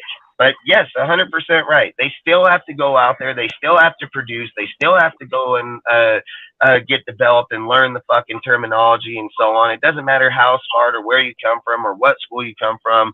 Some are going to get it and some are not. And just because all these guys were picked don't mean they're all going to play, you know? So I'm just saying, for the base of what they did, they've got a really good core of players that I'm betting more succeed than fail, is what I'm trying to say. Yeah. Can I say something? Go for it, John. If you're not with us, you're against us. So all the hate. And I was that's right. That's fucking facts. Okay. Preach, John. If you're not with us, you're against us. Go cheer for Go Raiders. That's straight facts, bro. That's straight facts, John. Yep. That's all I got to say. Yeah, and then to sit here and say like the cornerback room is depleted, like just think about it. You got Bennett, Hobbs, Duke, Long, Hall, Webb, Robinson, and I'm probably missing one or two. And outside of here, like I've said, Long is a good idea. He hasn't really done much, but Duke has a good upside for him. Hall came on really good last year. As much as I hate Robinson, for me personally, he still played very high level. But when you're looking at Bennett and Hobbs being your outside and going to Hall to be your inside, that's a really good deal. And then Duke to back up rotation on outside backup either which way. I think you have a good cornerback group here when they're finally looking at it like vision, you know. So, like I said, I mean, so many people have said Duke is good on their list. You know, I think he'll be rotation because I believe Bennett is going to be the second, Hobbs will be the first, Hall will be the slot. Long will be if he hits in the system or not. I think that's what they're hoping on, is that he just either learns it or he don't. See you later. I don't think they're going to take a loss there. Webb, let's be real. Webb played pretty good in a lot of games last year, and he has a good build, good coverage deal. Did he get burned? Yeah, but fuck, every guy gets burned, so I'm not going to. But he was sit a here and rookie cry. too. Yeah, I'm not going to cry about that there. Ram game, but I'll sit and say in the majority of games he played some really good games. So Dustin, what I was going to say real quick about the cornerback room. So I'm just going to lay this out there, right? We don't have a shutdown corner, a shutdown number one corner, but people need to understand that the way that you could build a defense, a successful defense, is by generating that pressure up front that could hide the weaknesses in the secondary. And to me, looking at the draft choices that Ziegler and Champ Kelly made, they're putting their eggs in the defensive line baskets, right? So you have a premier edge rusher in Max Crosby, and they're hoping that Tyree Wilson could be another, premier edge rusher on the other end. So you have two bookend pass rushers, and then you have, an aging veteran in Chandler who hopefully has a little bit juice left for this upcoming season, and he could mentor Tyree Wilson to become a professional in the NFL. So my point is, you don't necessarily need to shut down corners if you're generating pressure up front. And I think that's what Ziegler and Champ Kelly are banking on. Like, we're just going to get after that ass, first, second down, get these quarterbacks in third and longs, go in NASCAR package on third and longs, and our corners don't have to cover for 3-4 seconds. They only have to cover for a second and a half. So you don't need you don't need like shut down corners if you're generating so much pressure. And I think that's what they're banking on. Yeah, but, how many shutdown corners are there in the NFL? Really, I mean, fuck, you can probably count them on your fingers. Yeah, I mean, there's probably like 3 to 4, 5. Shutdown corners in the whole NFL. So it's like you don't really need a shutdown corner. Yeah, you just need a fucking awesome front seven to put pressure on the damn quarterback. And you need back there. Exactly. You can't have these fuckers back there, spinning pizzas up in the air, right? Having all the time in the world so they could, sort of look at all the reads and, throw the ball down the field. You need to generate pressure. And something that Ziegler has said in a couple of interviews, he's mentioned how he wants these guys to stay fresh and he wants to send the defensive line in waves, right? So you don't want, actually, you don't want Max Crosby. I think last year, right, he played like fucking Dustin probably has the numbers like fucking like 90% of the snaps or some shit on defense. You actually don't want him playing like 90% plus of the snaps. He's a human being. He's going to get tired. Ideally, you want a guy like that, maybe 70, maybe 80% of the snaps tops. So you keep him fresh when you got to close out the game in the fourth quarter. He actually has some legs and some juice. So ideally you have, your rushers fresh late in the game. And as you guys know, we collapsed at the end of games last year. Like we just fucking collapsed. We had a bunch of games in our pocket, ready to win, and then we just fell apart. Yeah, and like where people assume that you have to have a shutdown corner, that's a false narrative. Because like Hyperbolic says right here, he says, look at what the Chiefs did. The secondary sucked, but the D-line like top 5. That's facts. And they just won the Super Bowl. And tell me who their shutdown corner back is. Duffy? Like, get the fuck out of here, so that's all I say is it's easy to sit here and say you need this, you need that. They just showed you that. I keep saying that people need to look at this Super Bowl massively. The Chiefs are like a poor man's team winning Super Bowl. Philadelphia was a rich man's team trying to win a Super Bowl. They went out and bought every fucking deal, put in all kind of draft picks on people, paid hella big money to get these dudes and got there and they lost, dude. And you look at Philadelphia, nobody wanted Tony. People are fucking talking mad shit on their own damn coach didn't even want to play him. Like they had a vendetta against each other out there. And then this dude gets traded, comes over here, getting a ring. You go out there. I said, Sky Moore, dude, badass player. I said we should have grabbed that fool in the draft. That dude is really good wide receiver, goes out, gets a fucking touchdown in the Super Bowl. You know what I mean? Like certain players contribute and they contribute at a big deal. It doesn't matter. I keep saying this. And this is why I think you don't have Josh or things like this. It's because of examples like people like Sky Moore and shit like that. One play to a different individual that contributes on the team can be a touchdown that changes the whole game. It doesn't have to be 5-10 yards. It can be a fucking touchdown, and that player changed the whole entire outcome of it. Like having the same people, I keep saying it, Waller's predictable. You put him out there, if you're a linebacker that watches, just say 80% did he pass. Like 80% of the time they hit that ball, it's going to pass. You know what I mean? Like, so I think certain people get honed in on where if you look at our tight end core right now, all 3 of them have blocking traits and all 3 of them can catch. That's what Josh has done in multiple years, in the Patriot system for multiple years. So, and it goes through the halfbacks, it goes through receivers, it goes this whole deal.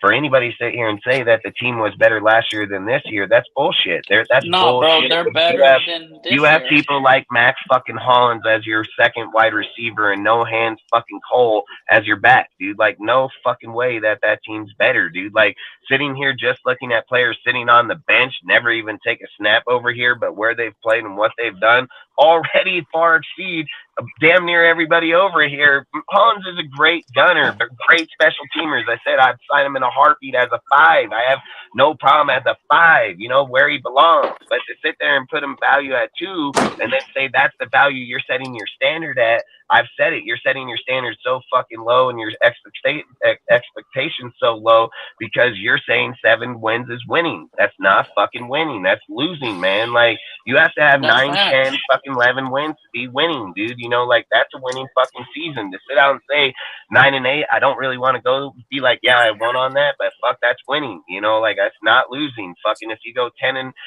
what is it now? 10 and 7, you know what I mean? Like, those type of things are building to winning atmospheres and cultures. You're probably making the playoffs. When we ain't had winning shit. We ain't had winning nothing to imply that we have or that the team was better, this, that, and the other. I've said the team was good individually at certain points. And 1 year out of all those years with Gruden and those players, we only had one fucking good year. 1 year. And all that fucking talent they all exceeded at levels when dudes got injured. This guy excelled. Fucking this guy got injured. This guy excelled. Like they weren't not all on the same field excelling all at the same time. That's how you know your team is not equal. It's not even. It's not. And can Dustin, a guy step up in the pocket and take over? Fuck yeah, nobody's arguing that. But what can he do as a team fucking player, dude? Team players contribute. That's what they do. Not everybody's not a superstar, and you can't do that, Dustin, man, because you won't win. And Dustin, Hey, actually, Dustin. you're touching Hey, Dustin. real quick, One thing. real quick. No, I'm about to go. Go for it. Then. Hey, Dustin. Thank you again, bro. But I gotta go to bed early. Take Aunt early in the morning to her thing. But I'll hit you up in the morning, Dustin, when I'm waiting. Yeah, Much no love problem, to all of you guys. Yep. This will be all right. One more thing. This will be my last time for being on a panel for a while. But me and Dustin, Al, we all talk behind He'll the scenes. be back on Friday at the same time, 7 p.m. Pacific, No, 6 p.m. Eastern. No, bro, on the will. It might be like 7:15, 7:20, but he'll be here. No, hey, bro, on the will, I though. know. But I'm leaving, bro. I gotta go. Like, I'm just going through a lot. But I just had to come up here, Dustin. I hate people talking crap. Yep. I want them to keep the same energy since day one. If we start winning, keep that same energy. I don't want you to jump on us. Hey, who got timed out? Because, Rudy's timing out John. No. He's trying to time him out. It's time to remove his mod, Dustin. Hey, listen, man. Hey, NorCal, like Jesse knows, man. Like in here. Yep.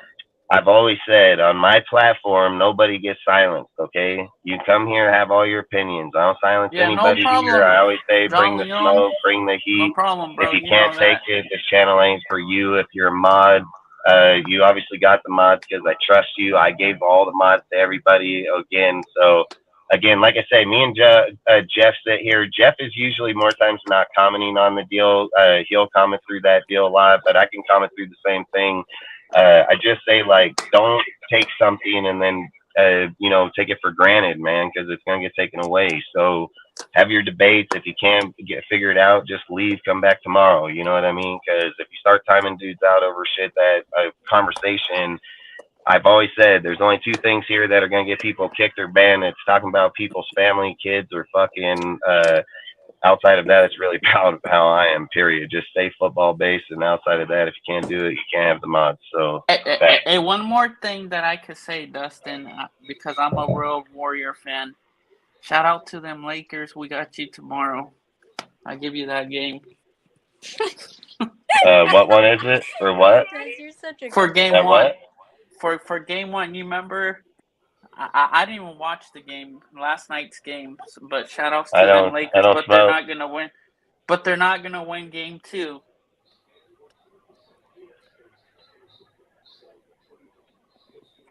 If people talk about, if people's feelings get hurt, so I'm just going to say like this, man. If you have mods and time somebody out because your feelings are hurt, I'll just take the mods, all right? So that's just how that's going to go down. So keep them, have the conversation. If you can't have a conversation and, debate, then got to go.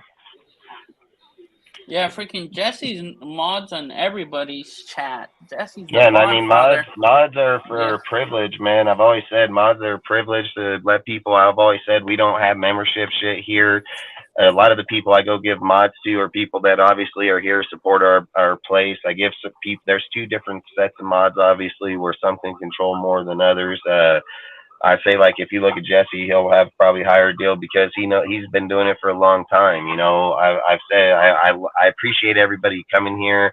I try to give everybody a fair deal that we can for mod deal at the moment. But again, if it's misused, it can't happen. Yeah. It goes the same because. And again, just debate, bro. Have your conversations. I've always said that's what I love about the channel and everybody is to have those conversations. Like, there's nothing wrong having the conversation.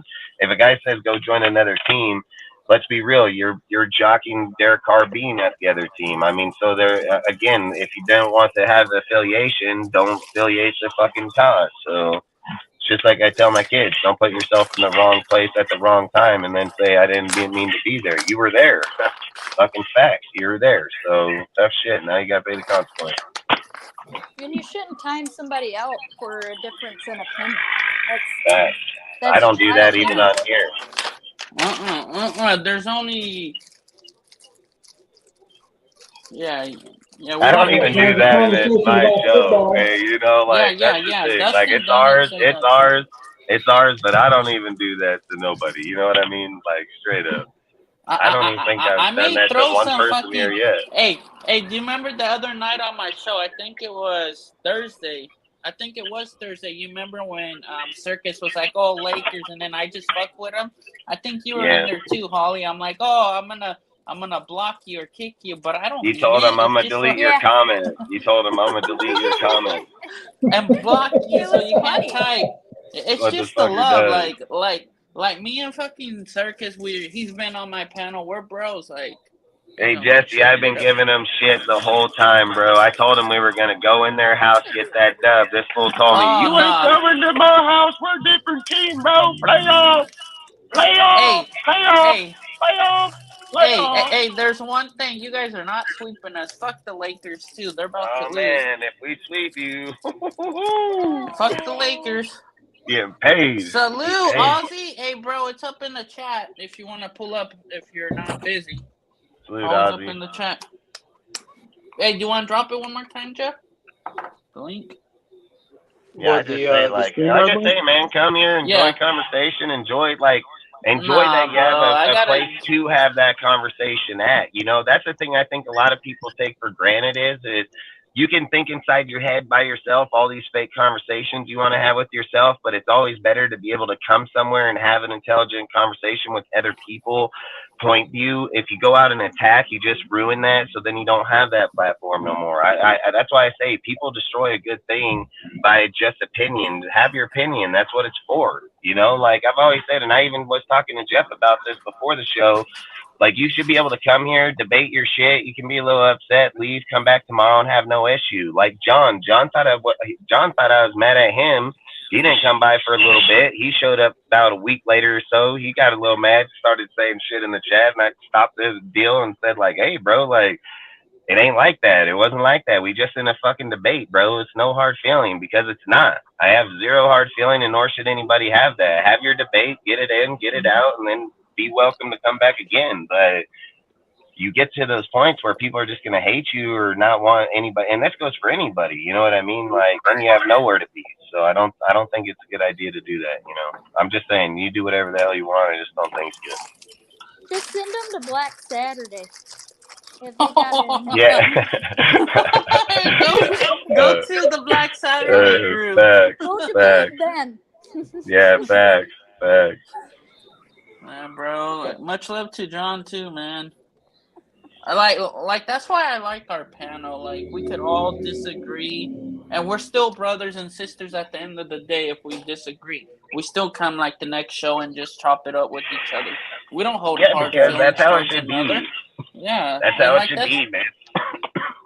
And that's why I bring that shit on every other show that I go on. I'm like, over where we're at, where you got, we don't keep the same people that like the same thing. We got to switch it up so the cast won't get bored of just listening one person agree with all each other on the panel. If everybody agrees, it'd be boring as fuck.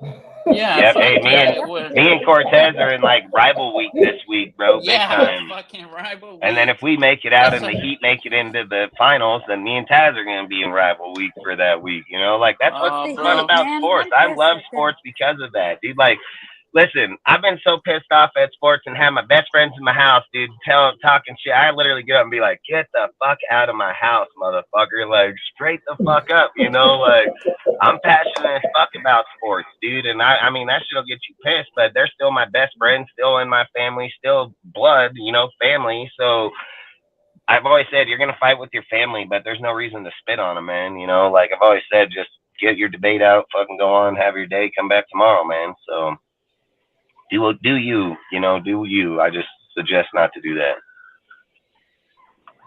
Yana said it perfectly.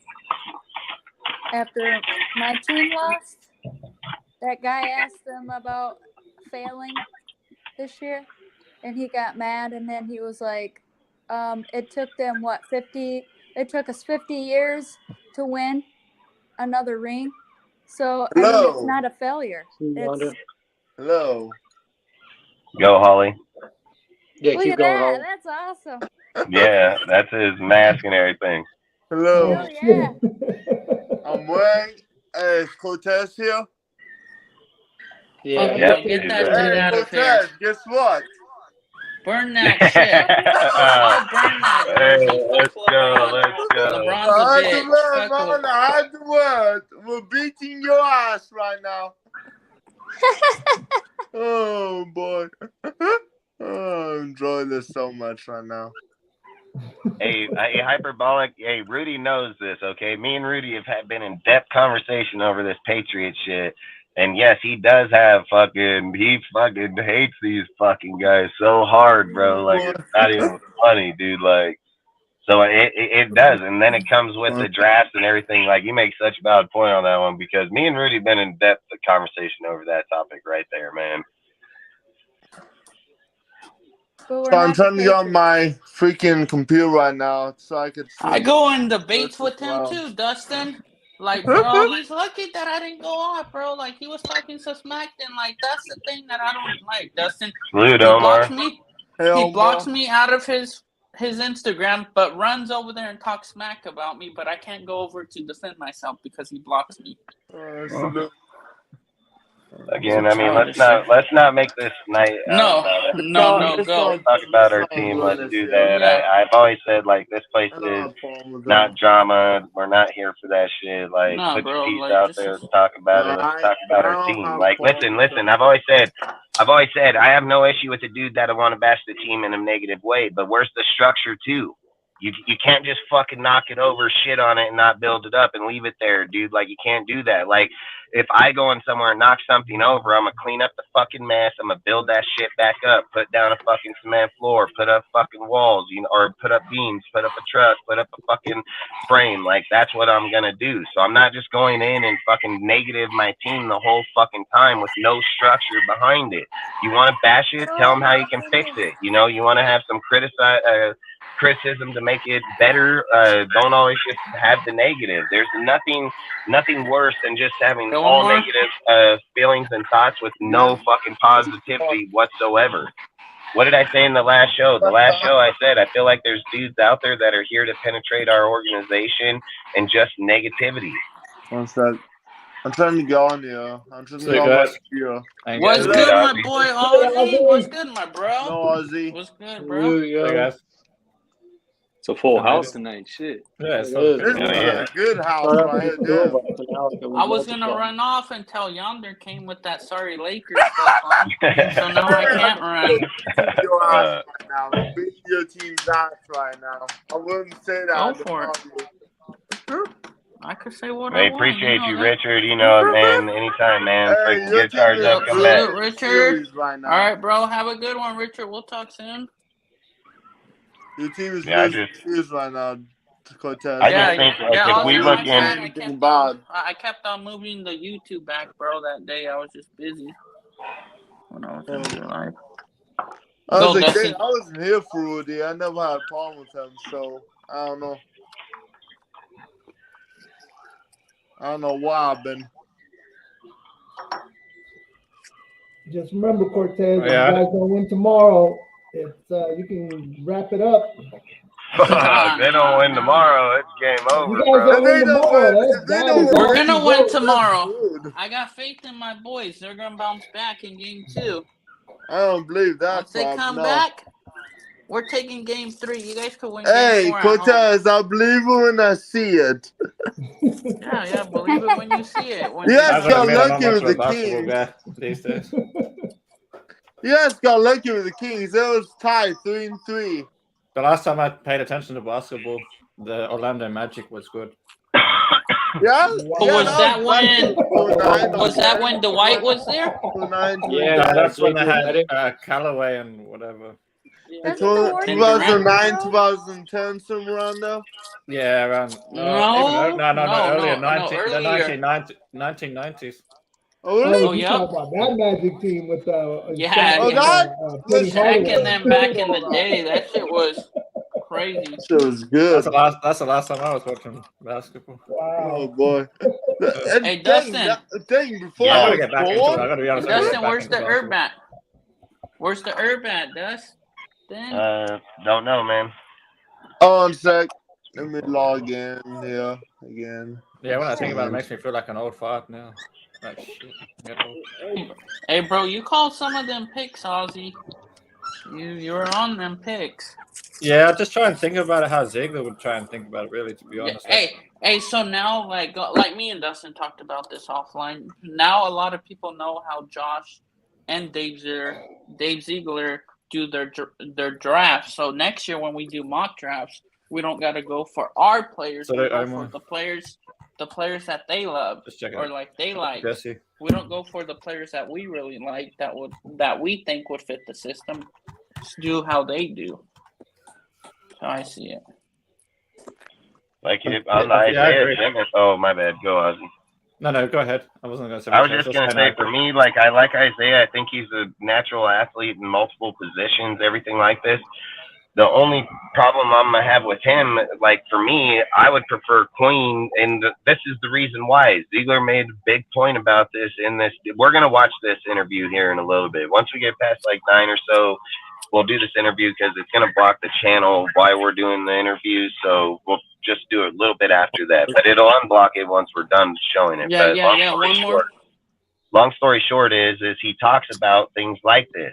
You go out and pay a player like Simmons. Simmons comes from a 4-3 system. He doesn't know the terminology. He's not within the system. He has never played in this system. So to bring him here, it's probably going to take 1 year transition, paying him hell of money. You got to teach him terminology, teach him how to make that, and that's assuming that he even makes the transition. Where when you go with a guy like Patrick Queen, you're going with the dude that's already familiar with the system, 4-3-3-4 multi-D defense. Dude, him, the Steelers, New England, they all run a base staying system pretty similar to it. Some may have frickin' 4-3 bear, some things a little different inside the package, but outside of it, they're pretty similar to the content. The only thing you're teaching Queen is okay, this type of play, it's called this. That's it. That's all you're telling him. He's already played that shit. He knows it. He's familiar with it. If you pay him, you probably have a way higher upside to succeed. So for me, I've just said, when you look at certain people, you can't take them because of the name. You got to value them, where the system, what they played in there, how they were in there. It's just like Drew Sanders. When people were saying in the draft, we need to get Drew Sanders. Get Drew Sanders. Man, he's a linebacker edge, bro. What, you think he's taking Max's job? Like, that's not happening, and you're not putting that dude in there after you already got Tyree. That would be a wasted pick. You would want a guy like Jack Campbell that's a true middle linebacker that plays coverage and run player. He doesn't take away from one of your main places. Just because the guy got a good fucking name doesn't mean he has a good spot for the team, you know? And then you have to think about picking that. You're probably devaluating or depreciating your draft picks by doing that type of stuff, because he doesn't start. He ain't starting. He's just a backup at that point, you know? So, hey, Dustin, I just want to say this too. One more thing. So Robert Spillane, this is my opinion too. I give shout outs to Gabe, talked about this morning. He says that Patrick Queen, or not, going to Robert Spillane. Spillane may be a little bit better in coverage than Denzel Perryman was. And I believe that. He took over for Devin Bush and was just being a great player there. With Pittsburgh didn't want to really lose him, but they weren't going to pay him what we paid him. Yeah, and he serves the run deal like Robert Perryman. Robert Perryman. He's a better coverage than Perryman. That's what I was just saying. A tiny bit better in coverage than Denzel was. So Omar, the thing that I think about, like when you're saying about the money, right? If I recall, I think Queen's contract's only like $3.4 million to begin with, and then you're going to have to give him a new contract, so you'll probably be looking at like 15, 18 million. It's probably where I would kind of see him in that. But this is why I think you can pay him is, one, you got to remember, we have 90 players on the roster. A lot of those guys are going to leave. A lot of that money is going to come back. Our cap is going to go up, for dang sure. And then not only that, we're probably going to cut players that are on the team already that have good cap money, just like we just did recently, and still retain money back that way too. So all I say is there is ways to do it. It's just, can we do it today is the question. Probably not. Probably take, like, again, Hunter. I said you gotta wait till post June 1st to even do it. Like, you'd be dumb as hell. Yeah, you'd be dumb as hell to fucking do this deal now because you're only getting 5.5 million back. If you do it on post June 1st, you're getting 11.8. You know, so. You're getting massive money back versus what you're hitting. And I think we only take a $5 million dead cap if we wait till June 1st. 1.8. What is it? 1.8. If we wait till June 1.8 million dead cap and 11.8 savings. Yeah, that's what I thought it was 11.8. I thought it said that I seen the 1.8, but I thought it said when I looked up his main deal, it says if it was traded after June 1st, it'd be 5.2 or 4 million. Is there a payout or something that they don't talk about? I don't know. I just know I seen it in there when I was looking at it because I seen the 1.8, but I seen it say that there is a 5.4, 5.8 million. And again, cash, like when you pay, like, it could, and it may be an incentive that is guaranteed. You know what I mean? It could be an incentive that's guaranteed. I don't know. One more thing that I want to say to the chat real quick with Omar. Omar, you forgot one player, and this is the one player that I think will wear the green dot. I don't think it's going to be Divine Diablo this year. It's going to be Robert Spillane. I know they're giving him the chance, but I mean, Diablo wore it last year before he got injured, so I agree with Omar that there's a possibility. He would have the best possibility to start with it if Robert proves, because what did Robert say in his presser? Robert said, when I came here and they interviewed, they said that they want to give me the green dot, but he said a key word in there: I have to earn it. He said that straight up. So and to be different, like this is like I have never liked Divine Diablo. I prefer Bernie. I prefer Bernie. I mean, look at Drake Thomas. Drake Thomas was a good one. He said. I mean, Burns is a good. Masterson was a good one. Butler, I think he's got good brush, but he just got to come along a little bit more. But I agree, they'll all be in good rotation, and that's a good depth of linebacker, just talking those dudes. And that's not even in your starting linebacker core yet. You know what I mean? Yep. So, speaking of, hey, salute, Tubby. Appreciate you, bro. Salute, everyone. Because I think there's going to be big battles going for DT, like especially considering we drafted two of them, like Byron Young and Savella, or whatever his name is. I think Matthew Butler and Neil Farrell Jr. on the hot seat a little bit because we just drafted two more DTs. Yeah, I'm not gonna lie. I think Neil's gonna top this one because I have a lot of faith in that dude. But I do agree. I think that who will be, in my opinion, is gonna be Jade. Jade will be the guy that'll be either practice squad or on the roster, but I do believe he can knock a guy and again, I've said that he can probably knock a guy like Belai Nichols, dude. Like, you can cut Belai, gain the money back, dude. If Belai doesn't show up like he didn't do last year, then this guy can most definitely take that spot in rotation, you know, and you have a plethora of people here. Masterson played up really good. Masterson came out really good last year, dude. Butler I like, but let's be real. He didn't come out like Masterson did. Masterson shows he has the potential to be able to come out here and play at a high level. And he was a UDFA, if I remember right. I think he's a UDFA. Yeah, so, I mean, Masterson was, yeah, both of them were. No, Butler was a 5th round pick unless we're talking about a different Butler. Oh, you mean Darian Butler? No, you mean Darian Butler? Yeah, I think Billings isn't even here anymore. Tillery, I think is gonna stay, but I think Nichols 100% is out of here.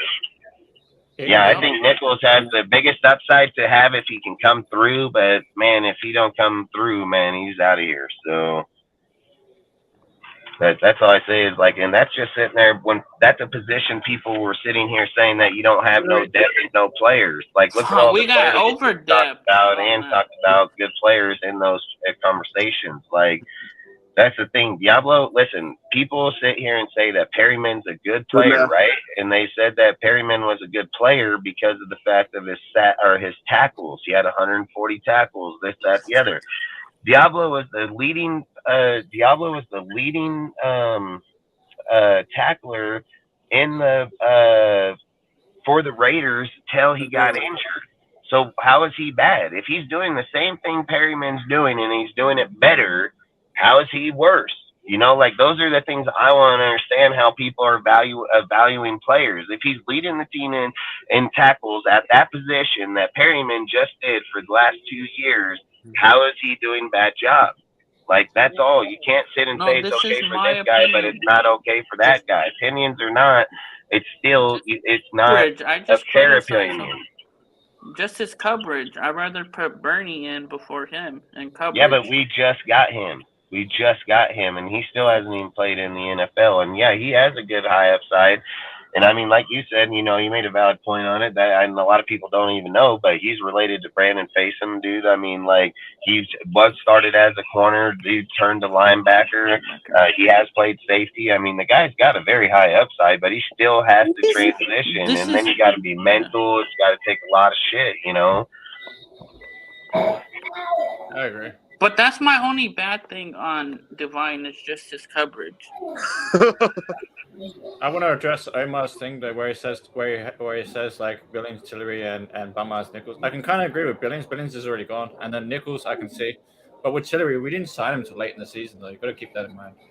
And we re-signed him, and he could have signed somewhere else and came back. I don't see him going nowhere. Yeah, I don't see Tillery to me is the starting defensive tackle as of now, until someone else proves otherwise. I mean, NJS is going to be a good player. He's a big body motherfucker, bro. Like, that dude can be something. I think Tillery's like DT1 right now. Yeah, Tillery's 1. That's right, Dart. Put that Warriors in the chat. Hey, no. Hell yeah, put that in there. Hey, make sure you put that score in that record, too, bro. Make sure you back it up with that record and score. You know, hey, it's all good. It's all good, Dart. You know that, bro. It's all good. Kobe, kill them. Hey, it should say "Go Warriors" 0-1 in their house. I said "Go Warriors." They lose. Hey, Dark, put these fools in check, Dark. I think this coming season I'm gonna have to get back into like college basketball again. Hey, I ain't gonna lie, dude. The thing I love about the NBA too is like I love basketball a lot, like I love football. But like having fantasy basketball is badass, especially when the football season's over and then doing basketball fantasy. That's just fire, bro. I'm not even lying. That's just fire. Because I'm not gonna lie, You got lucky because you got lucky, Cortez. Shut the hell up, man. I lost KD, Luka, and fucking what's his name on the same night, dude, against him. Man, that's some bullshit. Lakers all the way, man. Yeah. I mean, this is going to be a good series. Let's be real, dude. What did they make? Three players made 6 threes. So what is that? 6, 12, 18, fucking 18 threes between 3 players. Fucking, that's crazy as hell.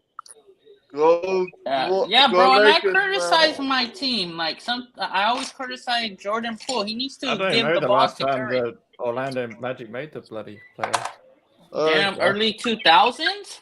Yes. Because I don't. No. Milk and Breeze, he said Warriors in 5. No, you smoking something. Bullshit. You're smoking something. You must be smoking that. Man, whatever you're smoking, you need to pass it to everybody in the panel. Exactly. Give it here. That's facts, dude. Puff, puff, pass. That is facts. I think it's done. The Warriors are just gonna win 4 in a row. Fuck all that. I don't know. You guys are let's go through. I mean, what do you guys think? What's your favorite thing? How do you feel? Like, what do you guys feel about what Ziegler did here? I mean, this matters because you have to also take into consideration they ain't even been on the field to be taught yet. So again, like, how do you feel about the players that were picked, and then were they good picks for those replacements? You know, and we can go through lists like we just did, but you got to think about this. If I back up here real quick, let me just say this check real fast before I speak, before I might put my foot in my mouth, but I have a pretty good, he did. So I was going to say, because if you're not even putting Young on that list, I don't know what the hell is going on here, but But again, there's a lot of guys, like I said, young most definitely take a dude's starting position spot right now. CJ I just said Stroud, Billings what replacement Houston because does Billings pretty was good too. gone. So I said Young replacing Billings. Like, that's how I see that deal. Yeah.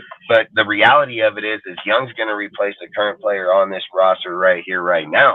Like, I just was using it for relative content, you know, like. But the reality is that it can Young can most definitely take Bly Nichols' spot. You know what I mean? Yeah. So I'll let everyone else go then. hey, salute Raider Ben. Appreciate you, bro, stopping by. Are we talking about are we talking about the draft in general? Yeah, I think the draft in general. I'll go ahead and give my take real quick. Cortez, Houston made a small move right there. Getting 2 first-round drafts, 2 good players out of that. Yeah. I think that was pretty smart of them. I agree. It was pretty smart. Salute to Benther, by the way. Benther always putting out fire content. Hell yeah.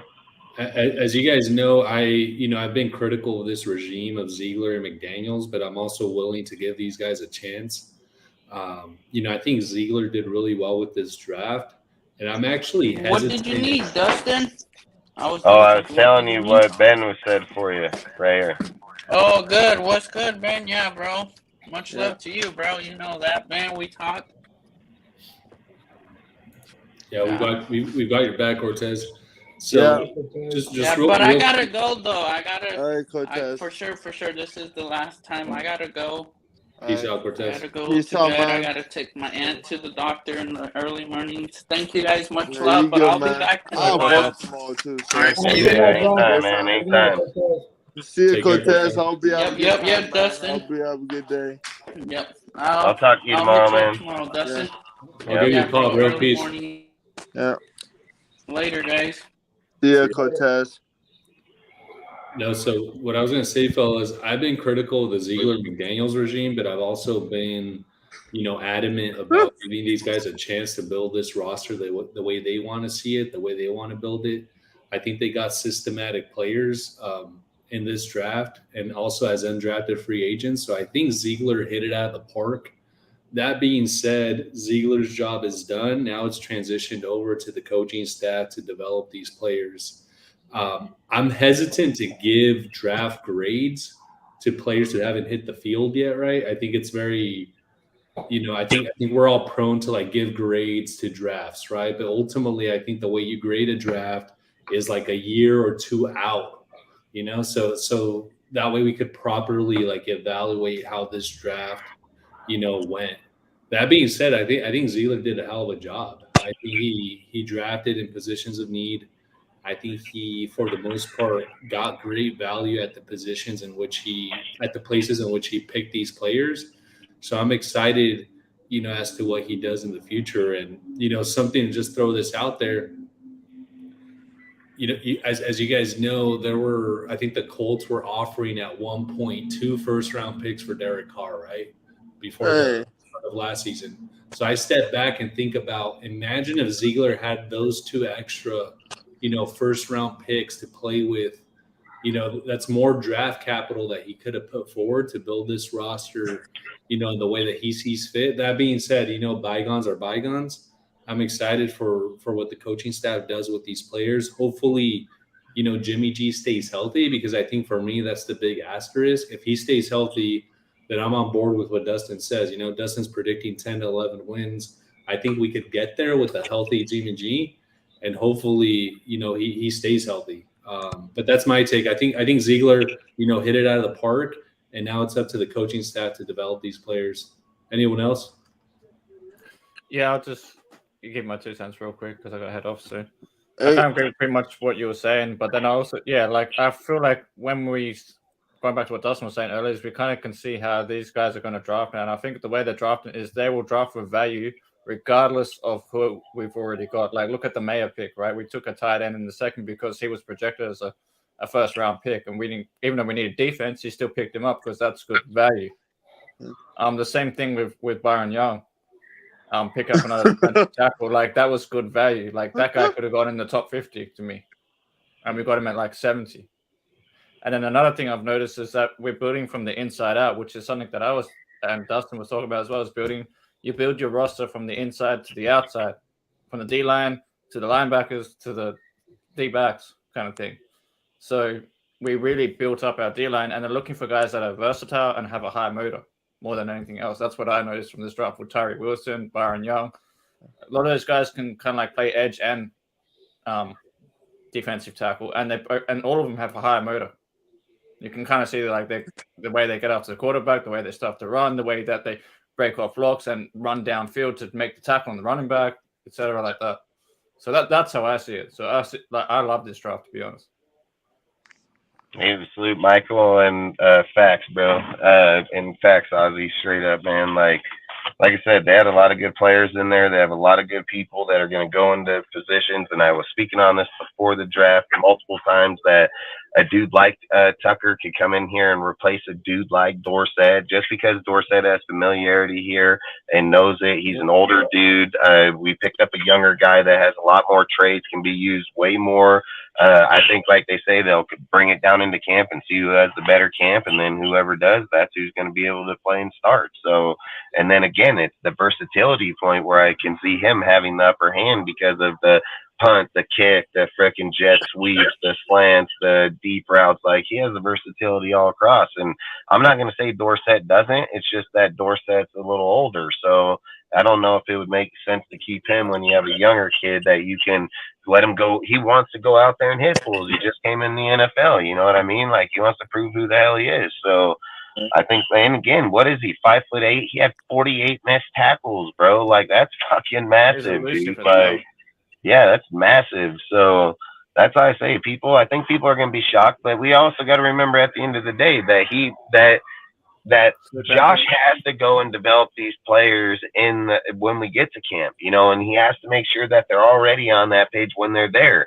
And Ziegler made a point in his presser when they were talking about him is like he said, and this is why I think there were bigger issues, kind of more ego inflated deals, because like Ziegler emphasized that fact that he was like, yeah, we got players that don't have big egos, dude, that are for the team football, this, that, the other. You know, he made these little comments in there that make you think like, why would you say those things if that wasn't going on in there? You know what I mean? Because you don't bring up things that aren't irrelevant. You bring up things that are irrelevant at the time. So for me, I just think, like I said, a lot of these dudes are here to contribute. They want to be able to come in and contribute as a group. I think that shit matters when you got a guy down there that's like me, and don't want to go out or not. Like, I think when you're bringing in dudes like Young and Farrell, and you got to remember, you still have Matthew Butler. Like, Matthew Butler wasn't even talked about. That dude ain't no fucking slouch, you know, like. And again, just because some of these dudes are picked this year, they'll go through the same process that Neil Farrell and Matthew Butler did too. They'll go to camp, they'll see where they're at, and if Butler and Neil and them are all obviously ahead of their pace, they'll probably be on the field 100%. And then some of these dudes will go through the same shit. They'll go sit on the roster, they'll go to the games, but they'll be healthy scratches, you know. And that's just the developmental part of making the players better, not just throwing them out this year and destroying them. So. Again, I think, like I said, I think they got a lot of really good pieces in here, man. And to sit here and sleep on it is just crazy, you know. And again, I think at the end of the day, you gotta get it on the field too. You know what I mean? So that's all I would say is I like it. So I mean, anybody else want to speak on it? I pretty much agree what you said. Go ahead. Oh, what? Go ahead. Okay, so. It looks good on paper for me, but we have to see it on the field first before anything else happens. See how everything goes and all that. So what I'm hoping is we did a good job, but I'll have to see it first to make sure. So yeah, that's a fair point. That's really all I have with it. Kojo, you got anything you want to say? Pretty much. Yeah. So, like I said, I give this draft an A. I mean, we addressed every position of need on defense. Literally, I mean, fucking every single position. So, I see 2 starters out of the 9 guys we drafted in 23. By 24, I see 4 starters, maybe 5. So to me, that is a fucking win when you can have that many starters out of your draft class. Usually, you might get one or two for the entire draft, but these guys I see two this year and possibly by next year 4 to 5. So I think our defense improved literally overnight just with this draft and with some of the pieces that we got in the offseason. And on offense, way much better. I mean, we're gonna have an actual second receiver, that's gonna fucking be a threat in Jacoby Myers. And if you put this kid Tucker in, I mean, he might start by the end of, let's say, by week 10 or week 11, he might fucking start or he might contribute a lot. So I think we definitely improved offensively, defensively, special teams. The only concern I really have is that middle linebacker. We just still don't have one that can cover the sideline and sideline, and either we need to trade for one or hopefully we develop one, like the kid we drafted. But that's like my only real concern right now. I'm not worried about like some people like I don't give a fuck about the schedule. Schedule's hard every year. I don't care about the fucking Chiefs. I don't care about Pat Mahomes. I mean, he's gonna be Pat Mahomes. You either have to fucking terrorize him and don't give him time to fuck us up, or he's gonna fuck us up. And any quarterback will. If you give him time to have coffee and his breakfast back there before he can make a decision where to go with the ball, then that it is what it is. So you put pressure on the quarterback, we can win almost every Sunday. But if you let motherfuckers back there just carve us up, then we won 6 games last year because of that. So, but I think everybody's worried about Jimmy G getting hurt. I don't think he's going to get hurt with us because we don't play that kind of offense. Kyle Shanahan just puts quarterbacks in situations where they get hit for no reason. And Daniels is not that guy. So I think he's going to be helped. I think he plays at least 10, 11 games this year. How about that? Yeah, and don't forget, dude, he's spent a whole entire career defending Tom Brady. Like he's done that his whole career over there, building lines to keep him safe. So he knows how to keep a pocket quarterback safe. So yeah, I don't think that's an issue for Josh. And like I said, like the dude from Chattanooga, Arkansas, I mean, those are some fucking big guys. I mean, and don't even get it wrong, dude from Chattanooga, what is it, Curtis? He was projected 3rd, 4th round player, dude, to in our deal. So the guy ain't no slouch, dude. He's a mauler for damn sure. And when you're looking at your line being upgraded like that, your offense or your wide receivers, your tight ends, your halfbacks pretty much stay where they're at. Like they revamped that whole entire side over there, damn near, dude. And then you go to your defense, like you're already in the process of that. So I don't know. Hey Jeff, you want to speak on it or what? I don't know if Jeff is. Do you want to speak on it? Yeah, just speaking on like what in general, like just Josh McDaniels and like the draft. Yeah, just like, basically, exactly how you feel about it, what they got, what you think. Yeah, I mean, obviously the first 2 picks were their best, right? Which is good. That's what you want, right? Especially because not only does this team have a recent history of not drafting well in general, but their first round picks in particular have been very bad. They've been complete swings and misses. So, like I said, I mean, the deal with Tyree Wilson is he's there to either put pressure on Chandler Jones or take his job from him. As simple as that. So I understand the pick there. I personally would have liked for them to get a corner. I mean, because obviously a corner is a position of need. A guy like Joey Porter Jr. fell out of the 1st round completely. So in theory, they could have gotten him. And especially if they were going to trade up for Michael Mayer, they could have traded up to get to the 1st pick of the 2nd round because I believe that's when the Steelers ended up taking him. But for that matter, they could have gotten Christian Gonzalez. So obviously, what that all boils down to ultimately is they get Jacorian Bennett, it was a pretty good pick. But we'll have to see. I mean, this is a team that's not the sexiest, not completely filled with the biggest names, and I wouldn't say even the most talented necessarily. This is Sorry, supposed to be scheme-oriented team, so the scheme has to be good, and that's what we're going to look. We're going to be looking forward to. Essentially, this is basically a team, especially on offense, that's comprised of, and I guess defense for that matter as well, but certainly on offense, it's going to be a matter of how much can McDaniels outsmart the opponent, right? Because, you know, I'm not to say they don't have talent, but like I said, not having the biggest names, not exactly having the most dynamic players. You have players who can fill a specific need, right? Like Jacoby Myers is a slot maven. Philip Dorsett is a I think deep. hell will freeze over when that happens. What?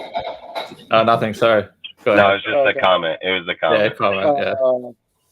Yeah. Okay. Yeah. So, yeah. I mean, like as far as the draft goes, I don't completely agree with all the moves they made. I think there were some reaches. I don't dislike the Trey Tucker pickup. I just feel as though he could have been a UDFA.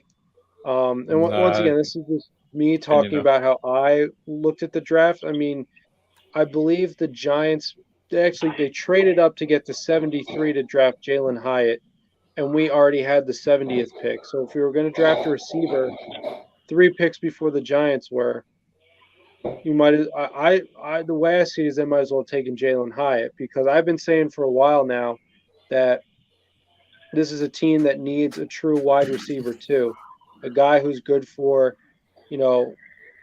800 yard, high 600 to 800 yard receiving season, and that's not a slot receiver, that's not a D threat. It's its own specific position where it's a guy. I like to think of Odell Beckham Jr., the role he played on the Rams a couple years ago when they won the Super Bowl. When the defense is double, tripling, covering, Cooper Kupp, who's right there to make the key, to be open to make the key catch, to extend the drive, get a first down or whatever. It was OBJ. So I personally feel like, the Raiders could really use a guy like that. They don't really have a guy like that, but that's McDaniel's offense, right? It's not, I guess we would call conventional, at least in terms of getting talent and having a different kind of receiver. We're going to have a lot of slot receivers, a lot of compressed formations, a lot of using the tight ends, both for blocking and in the pass game. So, like I said, I think my blanket statement with all this is I get why they're doing it. This is a very scheme reliant team, and McDaniel's better be sure that the scheme is going to be good, because otherwise talent, pound for pound talent wise, I'm not completely confident that they can, that talent will be able to overcome any kind of like scheme issues or play calling issues or things of that nature, if that makes sense. Yeah, I agree. Just to piggyback off what you're saying, though, I kind of see a thing where we could have Jacoby Myers as the wide receiver too. Then you kind of, depending what happens with Renfro, we could have Trey Tucker. Wait, facts, Al. Sorry, go. Oh, that's right. I was just saying we could have Trey Tucker in the slot, because as much as I like Renfro, Trey Tucker is way fast. I mean, you give Trey Tucker a slant route, like kind of like what the Chiefs did with Hill, that he's going to take that shit to the house, given the opportunity. So I can see him being the backup to Renfro as of now, like Tucker in the slot, and then having Jacoby Myers as the wide receiver too. That's kind of like how I see it at this point in time. Adams is obviously not the wide receiver one, obviously. So I feel like go ahead. Well, I was going to say, what I meant by wide receiver too is like not the second option. What I mean is like it's its own like specific role, and a slot receiver isn't that. I get that. Yeah, I think Jacoby can be that. The Jacoby Myers I'm talking about from the Patriots. I think he can be that true wide receiver too. Yeah, and you got to remember, you still got Johnson, Carter, James, you're talking like 5 other receivers still sitting back here that all can change that. And this is what I would say is Just go look at the receivers we have right now and then compare them to the ones we had last year. Yeah, There's no way that we can sit here and say that receiving core was better then than now. There's just no way, dude. Even with the dudes that have come here, way better production within the deal. So to sit and say that we went stagnant or that we were losing games, like we're not going to have those problems this year, dude. Like I don't see Josh. Listen, Josh averaged 27.2 points all the way to the Saints game. He averaged 23.2 points throughout the rest of the season with dudes like Holland and No Hands Cold, like and Foster. Like what, I don't see what people don't understand about that when they're looking at that type of production. That's massive. I think that's facts, Dustin. I think I'd actually go a step further. As you know, as Raider Cortez knows, all the regulars here know, I believe that football games are one of the trenches. I think our trenches on both sides of the ball, on defense and on offense, they got better in this offseason, right, with the additions that Ziegler made. And especially when you look at the offensive line, you go back to the beginning of last season, we had like damn near 19, 20 different offensive line combinations, right? So now Carmen Basilio is going into the second year with an understanding of who are my best five, who are going to be my best, starting left tackle, left guard, center, right guard, right tackle, etc. So I think we actually have a leg up, in comparison to last year. That's facts, Ben. But go out, my bad. No worries. So last year, as you know, the Carmen Basilio was just trying to find what's the best offensive line combination that I could put together. I'm sure there's going to be some tweaking at the beginning of the year, at the beginning of this season, but most of the tweaking was done last year, right? They have tons of tape to evaluate who they have on the roster, not just game tape, right? They also have practice tape. So I think we're in a better position this year to have a better offensive line. And once you have a solid offensive line with the guys who are going to start and the guys who are going to be backups, that makes everything, flow more smoothly, right? The passing game, the running game, etc. And I'll add this other salute, Nutty, and I'll add this other. Salute, bro. I think Sincere McCormick, he's going to get some burn this year. And I think Sincere McCormick is going to do a damn good job in the event that Josh, wants to sit out, in the event that JJ wants to just, play hardball. We have some dogs, I think, in the running back room. I think we'll be okay at running back. I know some people have concerns about that, but I think we'll be okay at running back. That's facts. And even if Josh signs, dude, and you still have Sincere behind you, and just say, for whatever reason that fucking Zamir White can see a hole to save his life, but at least Britton, I would have way more faith in Britton Brown by a mile. But long story short, he has a plethora of backs that can actually go into games and beat on people and tire them out, dude, like they did in that one game against the Bills where they did run it 44 times. Because you got to think about this. When you get a playoff caliber team or going into a Super Bowl team, you got to be able to go, like I've always said, I think the regular season's kind of falsified sometimes because of the fact that you're playing the same division, 6 games out of the year. Then you're traveling over here in certain types of the year, like warm weather atmospheres. But let's be real, when you get to the playoffs, you're going to eliminate people that fast just in cold weather atmospheres and so on like that. So for us to sit in Vegas, be where we're at, people always said that Carr, he was never good in cold weather games. Even if Jimmy is or not, you still have to have backs that can go out there and just beat on a guy. And then when they know it's just one guy beating on them, they tend to hone right in on them and know. So like you say, when you start running dual backs back there in the backfield and can come out with the same type of result, like that benefits your team a lot more. And that's why I just say, like, I love Jacobs. There's no fact, don't get it wrong when I say things like we get rid of him or not. Like, I love the guy. I think he's a great player and so on. But I think us as to be more dangerous as a team, you got to look at it like in a Madden game or something, dude. The more players you have on that field that are opening the field or running the route, like, let's be real. When you play Madden, you don't go out there and just get 2 good fucking cards. If you're playing my football, you just don't get 2 fucking 99 cards and call it good.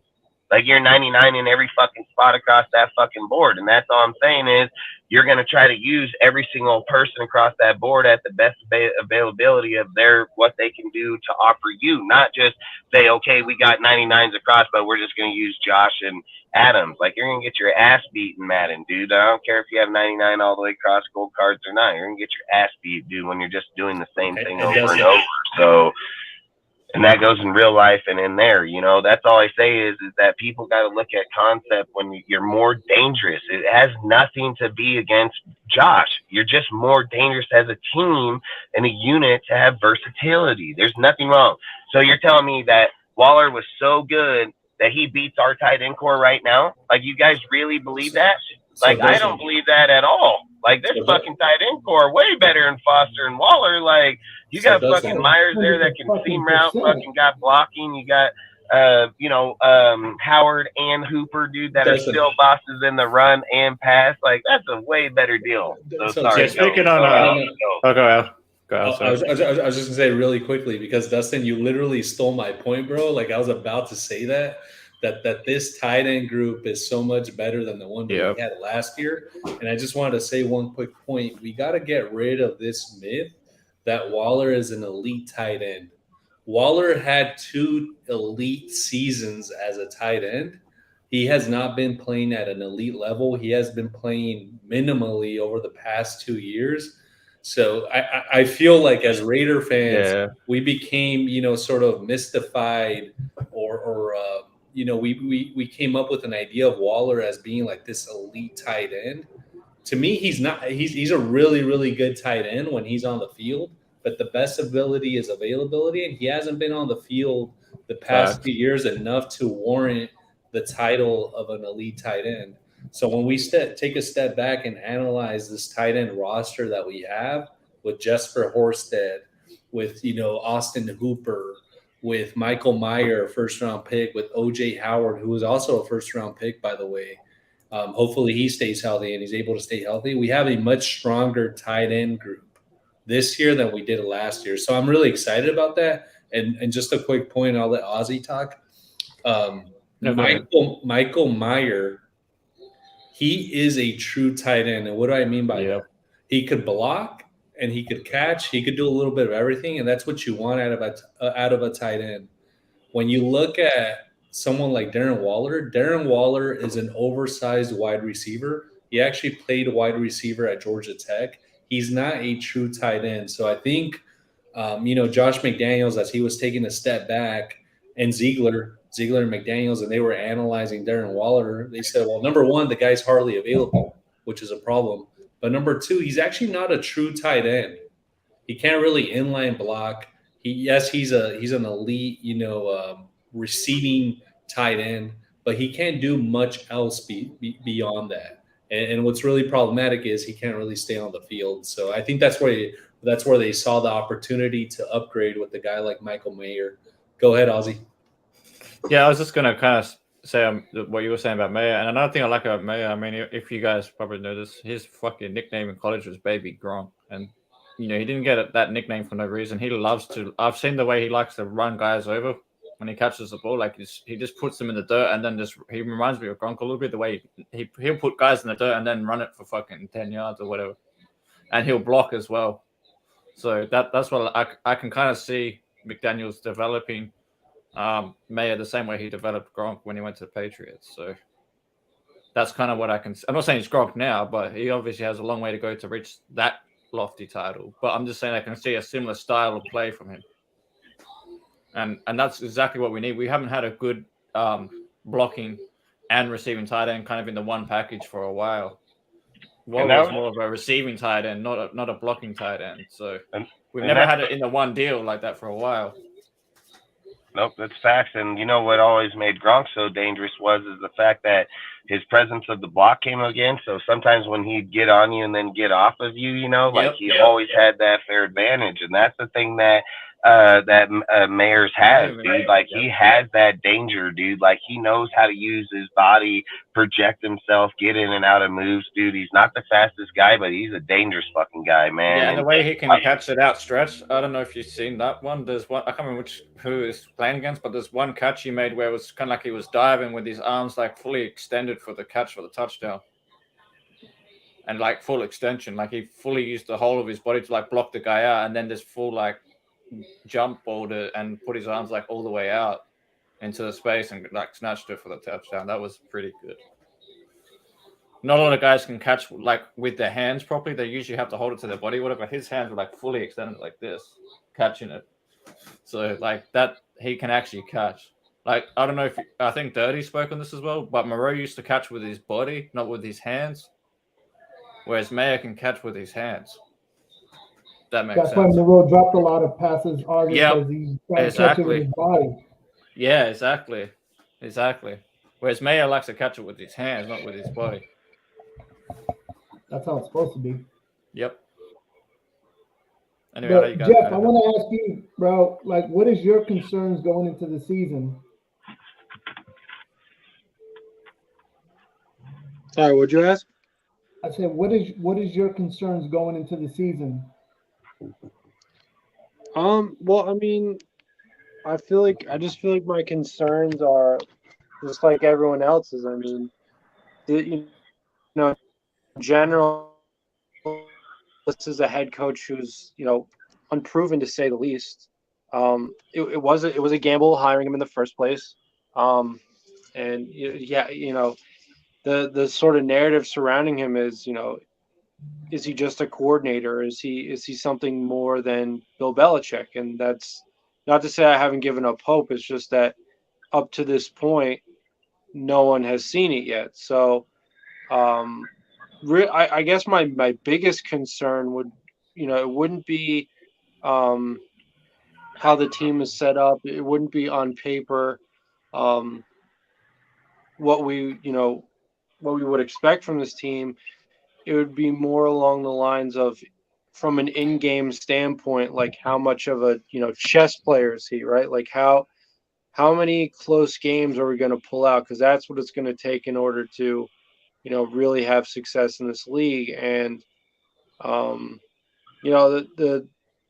thing is, as I've said before, you could say that a lot of these blown leads that we had last year were due to McDaniels tanking, losing on purpose. And I definitely believe that there were some cases where that was undoubtedly true. I mean, the Patriots game, to me, it was completely clear that, McDaniels had no interest in targeting Devontae at all in the second half.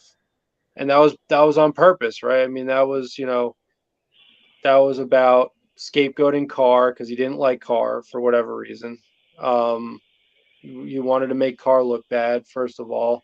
And second of all, you probably wanted to get the highest draft pick that he could. And, sitting at the 7th overall pick going into this draft, looks like that mission was accomplished. So, like I said, I mean, there's no room for tanking anymore, losing on purpose, right? Because this team has basically been completely retooled in the way that, this regime is supposed to want it.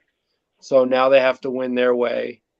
And, it seems like Mark Davis has been flexible because, he's seen a pretty drastic change in roster from year 1 to year 2. So, but like I said, basically my biggest concern is the in-game capabilities of Josh McDaniels, mainly, to say nothing of, guys like Patrick Graham, obviously, or even Tom McMahon, who made this very strange move to get a long snapper who, I get he has familiarity with in Denver, having coached him there. But, one of the, most consistent things about this team was the trio of, Carlson, AJ Cole, and alongside, why can't I remember his name? Trent C. Trent C. Right. So and reportedly a lot of players were pissed off about Trent Sieg being done away with. So, that's another factor too. Like, what's the locker room going to look like? So, all these things have to do with winning. So, you'll have to see like what can McDaniels really do with the team in front of him, right? Because this is the team he wants. There's no oh well, we still have this guy from the previous year. There's really none of that, or if there is any of it, it's guys that they wanted to keep. So, like I said, and they have a very tough schedule this year. I believe it's the fourth. It was rated the fourth toughest schedule. Yep. So yeah, I think it's to piggyback off what you're saying. I think I've still Yeah, got go to for give them that they need to show improvement this year, but I think to really kind of see what they're trying to do won't know until next year. Because I kind of like when I evaluate like a draft class, I can't really evaluate a coach fully until I've seen like 3 years. But I do agree that they have to show improvement this year. They definitely we need a minimum of 8 wins. That's like the bare bone minimum. But I'm hoping for more than that, obviously. But I think that's the bare minimum. It has to be 8, 9 and 8 kind of a season. Because we still have kind of some holes at like linebacker.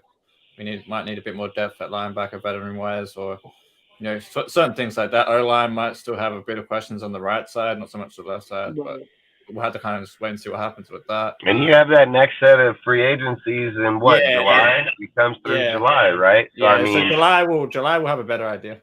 Yeah, exactly. And you have time to see who's going to be in camp by then and who's going to be in your roster. And if you need to go get that veteran player, you'll be able to make those trades and do that right then. So I think they've put themselves in a good spot right now, though. And again, it's good on paper right now. But again, like what Jeff would say, is it's still got to be transitioned to the field, So again, I think it's a good start where we're at. I think we just got to see where we go. I mean, all you can do is look at like Seattle, right? A lot of people say, and I'm just saying this, I'm not saying this is what it is, so don't take it out of context. I'm just using it for an example so people understand. People say that Seattle had one of the best drafts, if not the best draft, right? You look at the players, you say who they drafted and got over there. But what say they come out next year and none of their players do shit? You know what I mean? Like the expectation right now is up there, but there's nothing that says that's what's going to happen. You know what I mean? Like it still has to transition to happen. Will it likely happen? Probably, but is it gonna? Nobody knows. Yeah, that's all I say. And the other thing I was going to add is the other question mark we've got to talk about is obviously what happens with Jacobs. Like he hasn't signed it yet, as far as I'm aware. No, he ain't signed, and he got till what, June 17th? So the question's going to be: is he going to be our starting running back or not? Or are we going to start like Sincere McCormick and Samir White or something? Like we don't know what's happened there with that yet. But I think that's the dangerous part about it, is like. I think that's the dangerous thing about Sincere. Where is he? Where is he at in the organization? What has he been doing? Is he developed hella? Where's his weight? Where's his mind? All those things. Is Josh saying these things because he sees that already? You know what I mean? Like, Sincere's a fucking dog, bro. Like, he ain't gonna stand back just because Josh is the back and had a 2,000-yard all-purpose season. Sincere ain't gonna do that. That fool gonna train, get healthy, and want that fucking job just as much as Josh does. So exactly. That's all I want to know is where is he at? I feel like that's gonna be a big battle in training camp. Is the running back spot? It's like Sincere and Jacobs especially, like we had this because no one knows where, like you said, no one knows where Sincere is really at with his development. So yeah, we see him play. He's just an anomaly right now. I mean, because the one thing I can say Sincere probably does have over Jacobs is open field speed. Like if he gets through a hole, he's gonna take off more than Jacobs can. But Jacobs obviously has the power a little bit over him. But so it's gonna be a tight battle to me. Like. To kind of see, can Sincere step in? Is he ready for that kind of workload or not? Because I feel like that's what's kind of like hindering the contract negotiations right now. Is Josh McDaniels doesn't know where his running back room is like really at until they get into training camp. Like that's when he'll get a better idea. Yeah, and I think what's probably also a big factor in the contract is Josh is sitting here probably telling Josh like. I don't want to give you $15 million because I don't need you to get 2,000 yards. And Josh is like, I want $15 million because I did get 2,000 yards. You know what I mean? Like, that could be a big fucking problem there. And Josh is like, and Josh is probably saying what we're saying here right now, where we're like, hey, bro, you got there on injury because a lot of people weren't there. You're getting force fed running between the line. You know, like he also played again. The schedule was hard last year too, and he ran for 1,600 fucking yards, and Devontae got 1,400. You know, that fucking schedule must not have been that damn hard. You know what I mean? Like they broke 2 sitting 25-year records, dude. Like, exactly. So all I'm saying is yes, they can say the schedules are hard, this, that, and all. I think it's with the look. If we go out and our team is right and our team is developed right, we can go out there and smash on dudes like we've been doing this every day. But the thing is like, are we going to be like my team, the Lakers, where you come out starting off slow and then you pick up and finish off strong? Like that's what the Lakers do almost all the fucking time, dude. They'll 8 points down, dude, fucking starting out, and then the next thing you know, they creep themselves back up, and then bam, they're right in. Difference in football is you don't want to give yourself that big a gap because the likelihood of you creeping back in like basketball ain't gonna fucking happen. So for me, I would want to come out. I would want to come out and have the most viable chance at being versatile or being dangerous or any of those things. You know what I mean? So that's all. Yeah, I agree. And I was going to also address. Sorry, Cortez. I was also going to address Ben's question saying about Britton Brown. And that's true, Britton Brown as well. And also, I don't know why Brandon Bolden got so much playing time other than knowing the playbook. And Brandon Bolden's about to be cut. Yeah, I agree. I want him cut. He's too slow. He's over the hill to me. I think there's other guys that can take his job on this roster. He shouldn't have made the roster last year. Fucking bum. Facts. And I think Kuntz is going to get utilized more this year. I bet anything Kuntz is going to be a surprise cut. I'm calling that right now. Unless they move him to linebacker. They could move Kuntz to linebacker. I could see Kuntz playing linebacker. Yeah, Kuntz ain't getting cut. They got to move him to linebacker. Yeah, I can see Kuntz is at 200. They put Kuntz at from 249 to 258. Why would they cut him, dude? Like they made that happen. They made that transition. Yeah, and I agree. I think the reason they beefed him up is to play linebacker. Yeah, facts. I just can't see it happening in that point. And that's what I said. They want to put the weight on him so he can contest against the lineman a lot easier. You know, when you're weighing 260 against a 300-pound guy, your weight ain't that offset because you're bringing speed and power on a lot of them. So, like I said, Kuntz is a dog, man. And when you talk about bringing pass rush, dude, he can get after the quarterback. His percent, whenever his efficient rate is in the game, in the pass rush, he has a very high sufficient rate, dude. I mean, people will sit there and say, "Oh, well, look at what he did when Josh was yelling at him." That has nothing to do. That's like if somebody pushing a clip. I bet Josh has yelled at plenty of players in fucking camp, dude, the same damn way. So people can take it for whatever they want, but I guarantee you, Josh McDaniels did that probably 1,000 times too. That in that. Yeah, camp. just like Belichick. Belichick did the same thing. He called out players and shit. From what I used to hear. Yeah, Britton Brown, like I said, Raider Ben, Britton Brown's one of my favorite players, dude. I said that guy got mad vision, mad cutting skill, dude. Like that guy's gonna be special, I think. I mean, that guy's got phenomenal vision, dude. Like he can stutter step a dude, cut back underneath himself, hit a gap and take off. I mean, Zamir White, he'll fucking run into a pole in an open field. Like the guy is dumber than shit. I hate the guy. I mean, what do he have? Fucking 17 receptions for 70 yards. Like I'm good on that dude. Like I'm good. Like receptions, whatever. I don't know. Do they call it receptions when they're handing it off? I don't know, but I think so. But long story short, rushing attempts or something they call it. I think. Yeah, exactly. Rushing attempts. That's what I was thinking. Frickin', he had 17 of them, but at the same time, it's like I would go with Britton Brown over him any day of the week. Yeah, I agree. And another one we've kind of forgotten about is Andrew Walter still on the roster. No. Walter's Who did you say? His ass cut too. Who did you say? Andrew Walter, the running back that was pretty good in preseason last year. He's not going to make the team. He's about to be Probably cut. not. But he's still another guy that's going to battle for a spot. If he can make the practice squad, I'll be happy. Yeah, Andrew Walter might make the practice squad again, or he could. It depends on what happens with Jake. Dude, we need to send Zamir to Philly, bro. Like, that's where we need to send Zamir. They'll probably give us a first rounder for him to fill out that team over there. Like, we need to Yeah, send his ass the over way there. they draft running backs over there. Oh, It's fuck, hilarious. man. Straight I was up, like, dude. what the hell? When they took another running back, it's like, didn't they just take a running back in the last draft?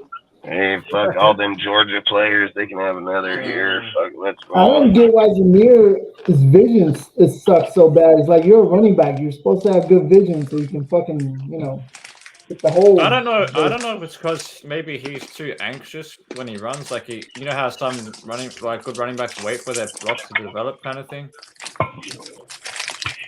I feel like he doesn't wait for the block to develop. He just runs without having the patience to wait for the block to open, and then that's why he ends up running to the ass of lineman. That's facts, Holly. JJ is way better running through tougher holes. He has vision. He has vision, and he can get down and get through. Zamir would run like this, like the fucking wire is there, and he's trying to get his head above it instead of under it. Like, the guy, I don't get him, man. Like, fucking dude. Hey, JJ, if JJ does not want to come back this year, just sit him on the bench. Let him just ride it out with no money. He ain't not above the shield. Yeah, exactly. Okay. Sit. He said he's going to play on the tag. I love JJ, but he's got to. Hey, Cortez. Hey, Cortez, are you on your computer? Mm-mm. Can you get on your computer or no? Yeah, I'm on mine. Hey, well, bring up that interview with Ziegler, man. Here in a minute before we hop off, we'll play out that interview before the end of the show. On YouTube. You know which one I'm talking about? The one with the draft today? Oh yeah, I think that's really good. I think that was good as fuck. That was a recorded one because. Yeah, I know, but I'm just saying, let's watch it because I think he makes a lot of points on Josh McDaniels on our team. We don't got to watch it the second. We can keep talking, but like I said, it's either checkmated Jake's, either Jacob's signs. That's facts, hyperbolic, because I said that the whole time that if you put him at that point, he either signs or he sits. And do you think Josh in his career wants to sit? I don't think so. Are you guys talking about the one that just did 11 hours ago? Yeah, the one that he talks about the draft and everything on there. I'll get that up. I'll go on my side. Yeah, and I mean, like, people got to think about it. Ziegler's not dumb. Like, he wants to probably give Josh a deal, but he probably wants Josh to be fair. And let's be honest, dude. Like, when people sit here and say stuff, right? This is why I think you got to hold Josh accountable. Like, you have to hold Josh accountable because Josh said out of his own mouth that he was gonna freaking play on the tag. He didn't. Nobody else did. He said it at the end of the year in the freaking locker room. He said it in multiple deals. Like, he said it multiple times that they were going to play on the tag. Now we go get all these players, we make all these moves, and sorry if your feelings are hurt because one of your friends got left, but at the same time, he did make this team way fucking better. But then you got to think about it. Why would he be upset if he made the team better? I'll tell you why. Because he ain't going to get the ball as fucking much. He's not going to be able to showcase himself as much anymore. He wants to go to a team where it's like Saquon, where he's needed. He's very dependable, just like we've been for a long time. Even if we're not winning, he's still getting paid. Like Josh has this two-sided manipulation to him, man. 1 minute he's saying he doesn't take a lot of money, dude, but the other side saying like, hey, I want that $15 million like Saquon. The other saying like, I'm gonna play on the tag, and then the next day is like, fuck you, I'm not even in Vegas, even entertaining our rookies or anything, you know, like that's kind of two-faced, dude. Like, just be a man and say straight up, like, you don't want to be here, you're not gonna play here, or those types of things. But don't sit here and tell us one thing and then do another. Like, that's fucking crazy, dude. And your feelings are hurt because you don't get to run the ball every fucking time. Like, that don't do that, dude. Like, don't do that. Don't be upset that we're better now that you can't. Like, I think you'd want a Super Bowl. But again, that's why I felt like he checkmated him, is this reason right here. I would think he would want a Super Bowl, but he sure in the hell ain't going to sacrifice his stats to sit the hell out that year. No way. He'll just do it at the last second, you know? So, but either way, that's all I want to say. No, I agree. I mean, I'm a big fan of JJ. I've liked JJ since we drafted him, pretty much, even before we did. But like I said, it's got to be at the right price. Like, we're not going to overpay for a running back. That's facts. So do you guys want to watch that video now? Yeah, you can. Or do you guys want to watch that video now? Yeah, you can. Or do you guys have anything else you want to talk about before we end out on this, or what? No, one more thing that I gotta say. We'll watch this. We'll watch this. We can speak on it a minute afterwards. But all I'm saying is like this will be the last segment. Hey, Dustin, this is all I gotta say. You ready for this? What? Fuck the Lakers. Oh, I thought you were gonna say you had a little dick, but all right, no problem. Hey, that's all right, motherfucker. We'll see here when tomorrow. We playing again in your house tomorrow. Don't let us get too, bro. Like, if your team, hey, Looney's a fucking dink, bro. Like, hey, Looney's holding AD's pocket. So if I was them, I'd go get Looney the fuck out of that motherfucker. Who was the guy playing before Looney came back? Who was playing before him? Draymond. No, who was playing in his spot? It wasn't him. It was fucking Michael Green. Well, he did decent too. I won't lie about that. But it's the other guy that's sitting on the bench right now, not doing shit. Fucking what's that guy's name? We shipped out Wiseman. Wiseman's no longer with us. No, it's not Wiseman. Fucking Kuminga? Kuminga, yeah, dude. Like, Kuminga's about to get shipped out if he doesn't. Yeah, but this is the thing I think is like Looney ain't gonna keep up with AD, so why waste a player that can't do the block or get the shot and just put a shooter in there? I'd rather have a motherfucker score points knowing that AD just can't be stopped. Rebounds, Dustin. 8 points. Really? He had 8 points. He had 8 fucking points. He had 8 points. He does not score points. He's a How many rebounds did fucking AD have? 20 fucking 3 with 30, 40 fucking points.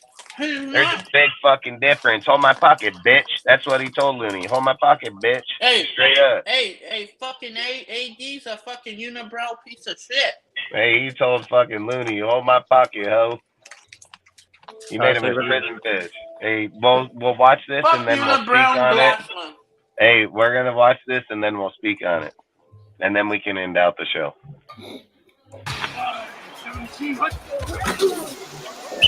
You're listening to the Raiders Podcast Network, your official home for all things silver and black.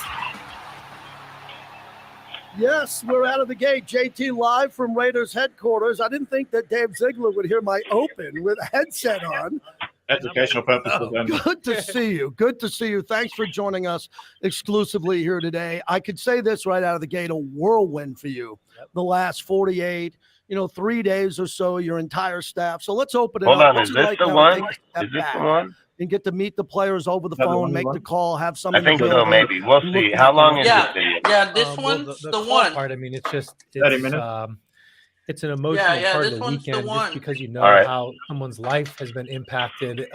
You're getting to tell someone something that they've been working their whole life for, and it's a dream for them, and it's a dream for their family, and it's a ridiculously rare accomplishment to get drafted by an NFL team when you step back and you think about it. And so those calls are really special. They're really fun, and then it's exciting. It's a rewarding part of the weekend. Stepping back is there's a lot of excitement. There's a lot of, encouraging things that we see with the draft class that we put together. And then there's also some reflection on some things that, you would do differently from a strategic standpoint. And, I always like to go back and, be hard on ourselves. And there's a couple things I've learned here and there that, I'll apply differently next year. And that's a part of the process too. And so, but we're really excited about this class. It was a fun weekend. It was a whirlwind. And, I think we improved the team. Before we get into the picks, the Al Davis moment with you, Peter King was there. We heard from Peter King on our flagship station earlier today. What did that mean for you now? Because the first time it wasn't rushed, but you didn't have your whole scouting department there. You reflect on year one. You didn't have a first and second round pick due to Devontae, which was a great move. How did it change this time for you with your calmness, the coolness of your entire room as you put the plan together and then you had to execute it? Yeah, I think.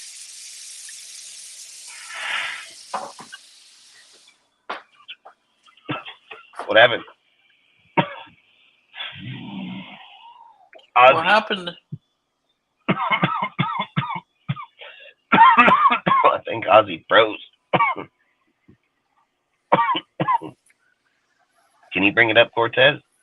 I gotta hop out of here. I'm gonna switch over to my laptop then. I think it's, oh, there you go. Just like when you're in school and you're preparing for a test, if you're not very prepared, there's a lot more anxiety and angst going into taking that test. And so I felt like with the group that we had put together and having a full year, Brandon Jurgen is our college director, Champ Kelly, obviously our assistant GM, heavily involved.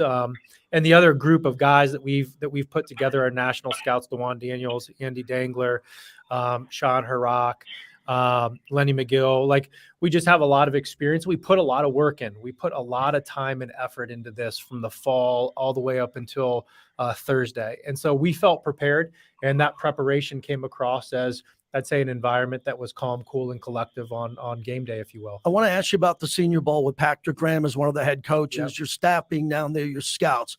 How big of an impact did that have when you had to make some, and we'll get to the individual ones in here in a few minutes, but when you had to go, that's the move we have to make. It's coming towards us. Put in the offseason in the Senior Bowl. Yeah, the Senior Bowl was a piece of the puzzle that we normally maybe wouldn't have if our coaches weren't involved. And that piece of the puzzle, what that gave us was information. We can see the tape and all that stuff. Like, everybody gets that. We were able to get some inside information on what they were like in the meeting rooms, how they prepared, what their football intelligence was, how they interacted with teammates, a lot of the intangible things that you would not normally get unless you had a coach involved. And so those definitely had made us feel more comfortable about certain players versus other players, knowing the full picture on their experience at the Senior Bowl. Dave Ziegler joins us. Let's get to the draft and Tyree Wilson. So I was predicting either Witherspoon or Gonzalez. I thought that was a need. Thought Jalen Carter was in play with the Seahawks at 5. And then when we found out behind the scenes, you wanted a couple of quarterbacks to come off the board to have some defensive opportunities there. Walk us through that in real time, because Tyree Wilson is the pick you wanted. But as the board was moving, you're a GM, phone's ringing, you're on the phone. Yep. Walk me through that experience as you have your eye on Tyree Wilson, but he could be gone. Yeah, that's where there's the angst and anxiety comes as you're kind of looking at that. But as we mentioned, we'll almost every pick that we go into, including our first pick in the draft this year, we have a group, depending on what the supply and demand is, 4 or 5 players that we're going to be comfortable picking. And we felt like if 3 quarterbacks went before we picked, that we were going to have a shot at one of the non-quarterback, the defensive players. That's who it turned out to be, really, including Paris Johnson. We felt like we were going to be able to get one of those players. And so once that the Colts picked Anthony Richardson, the temperature in the room went down. Everyone was excited and felt like we were going to get, a really good football player there. And Tyree was a guy that we identified early in the process as one of the top defensive players in the draft. One of the players that we felt had a very high ceiling, and a player that was just impressive on tape. His length, his explosiveness, his versatility in terms of alignment versatility and where he could affect the quarterback from. And we think the sky's the limit with him. And we also love the intangibles, and we love his mindset, and we love the kid itself. We had him here for a 30 visit, which got to spend some extra time with him. So just fell our way, and we feel like we got one of the best defensive players in the draft. Dave Ziegler joins us. So at that time, a lot of the fans and a lot of analysts said, okay, if you were going to go up and you wanted to kick the doors initially with Chicago to get a quarterback, or maybe at number 2, if you like CJ Stroud, or if you like Richardson or Levis, who it was, when did that point come where, no, we're not going quarterback here. This is the guy we want. We know that because quarterback felt like it wasn't a need with Jimmy Garoppolo. Yeah, just through the process, all the way starting, at the combine. And then obviously we did a lot of visits during the pro day visits and spent time with a lot of people and had guys here for the 30 visits. And there were some other, meetings that we had with, with that group. And ultimately, we just felt like, based on the pool of players, the quarterbacks that were available in our current situation here, that we felt comfortable with where we were at with Jimmy and with Brian here as the backup, and just didn't feel like at that point of the draft that one of those other non-defensive players was the best fit for us. Dave Ziegler joins us. I wanted to share this with you. I didn't share this with you. I was at the draft party, and I was sitting with Max and Chandler. They were in one of the cabanas, and I was getting ready to go up on stage at some point. I've known Max since he's come here, and he reached out to him. Everyone knew. Max showed me it, and I was like, ooh, because Chandler was sitting there. I want to tell you, it was one of the classiest things I've ever seen. Chandler Jones lit up And he's like, I'm going to mentor that guy. And Max pumped his fist. That's interesting. The two people that play similar positions were so excited to welcome in a new brother. I thought that was important to share because of the energy at that time. They both understood it. Yeah, two special individuals that, put the team first. Both Max and Chandler, and they want to see us win football games. And they know that, an effective defensive line, how important that is to a defensive success. And they also understand that the best defensive lines come in waves. Right. And there's a lot of players that, allow each individual player to stay fresh, to be as disruptive as possible. And, we love both of those two guys, Chandler and Max, what they bring on the field, what they bring off the field. And that's just a great example of, again, the type of team first environment we're trying to build here. Now, before we get to Byron Young, and I want to go through all your picks. Yep. What's the best case scenario you could give the fans about how Chandler can be on the field at the same time with Wilson and Max? Like, it doesn't have to be on the first play of the season. Sure. But if a team starts off on the 25 and they get to the 35 and you're starting to bring different packages in, what's a scenario where the fans can understand that three of your defensive stars that play similar positions will be out there at once? Yeah, well, we feel like with Tyree specifically and with Chandler also, and with Max also to a degree that, but Tyree's lined up all over the line of scrimmage. And so his length, his explosiveness, it translates for him to be able to rush off the edge. It translates for him to be able to rush inside. And I think those other two guys can do that too. And I think what we're going to have the ability to do here this year is, focus on some of the, when we go into a game, we identify what some of the weak links and some of the problem areas that the other teams have, whether that's a guard, whether that's a center, whether that's a tackle.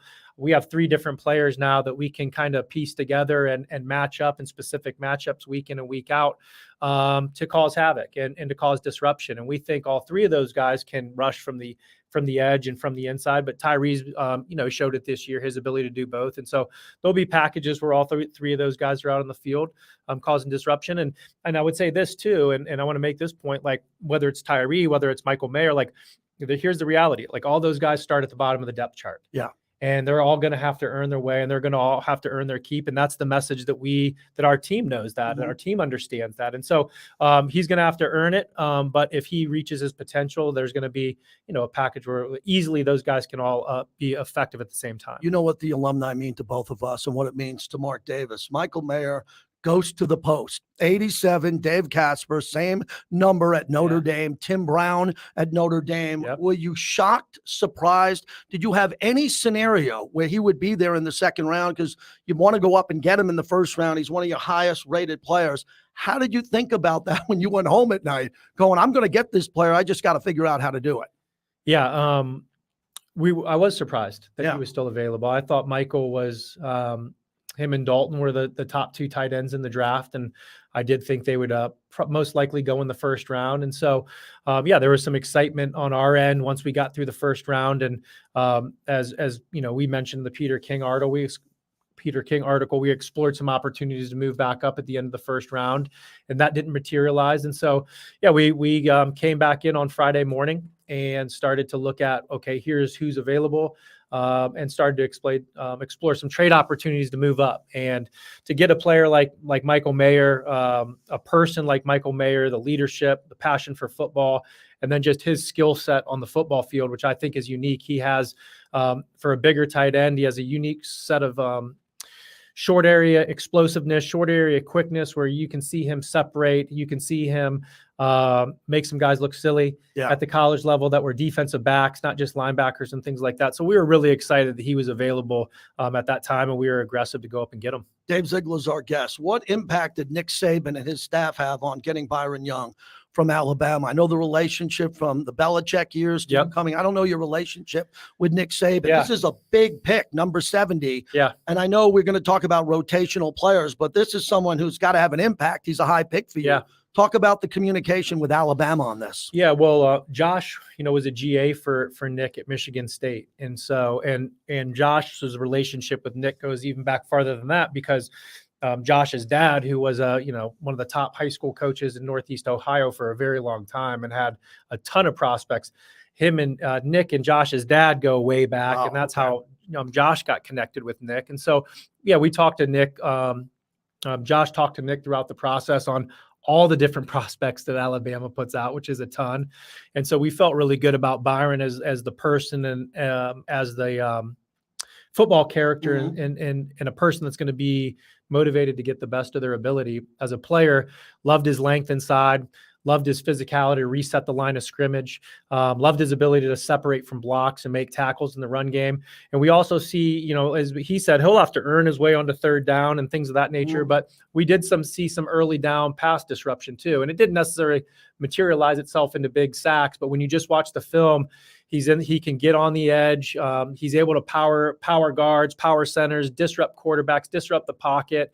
And it doesn't maybe, again, materialize into sack numbers, but there's disruptive plays in there that we are excited about. I think we just had Rhett Lewis on, as I told you, from NFL Network, and he made a good comparison to the amount of pressures he got compared to Jalen Carter. It was close. Yeah. Everybody thinks that Jalen Carter, who's a great player, had these numbers that compare to Aaron Donald, but when we look at what we get with Byron Young and what he's able to do, he's pretty close in regards to those, not only a great character player, very important to you, but his numbers were no joke, and he played in a lot of games. He did. Played in a lot of games, very durable, very tough, very physical. If you come out of that program and you're one of the top players at Alabama, you're a good football player. And so, yeah, we expect him, again, he's going to have to earn his way. We expect him to make an impact, and that's going to be a very competitive room. Dave Ziegler joins us. So with truth, transparency, you hear my show from time to time. I'm screaming defense, screaming the whole off season. And this is where I was going, whoa, okay, because I thought you were going to pound linebacker, maybe an offensive lineman, maybe go corner a little bit earlier. And then you go Trey Tucker before we get to Bennett, the cornerback. What was the moment there like? Because obviously, if you were going to take Trey, you had to feel like you had defensive players left on your board you knew you were going to get. And there's some players there that you might go back and say, I wish we would have got that guy a couple of years from now. How critical was that season, that decision to go with a young wide receiver out of Cincinnati who's going to impact the team? Yeah, well, we had pick 100 and we had pick 109, I believe. And so there's a group of players there that we felt that we could get kind of between 100 and 109. With Trey specifically, one, let me say, we see Trey as a wide receiver and not just a slot receiver. Excellent. We think Trey can play on the inside. We think Trey can play on the outside. We think his quickness and his speed and his route running ability, not just running vertical, but if you watch his tape, he catches a lot of balls over the middle, a lot of balls in traffic, and he's a hard guy to stay with. And so we see him as a complete wide receiver that can move around the formation and make plays as a receiver. His speed and quickness is very unique. It stands out on tape. And so he also has that element of a guy that you can get the ball in space to, along with his ability as a returner, along with his ability as a gunner, which is kind of unique for a guy that's his size to see a guy run down the field and tackle punt returners and things like that. But he did that at Cincinnati.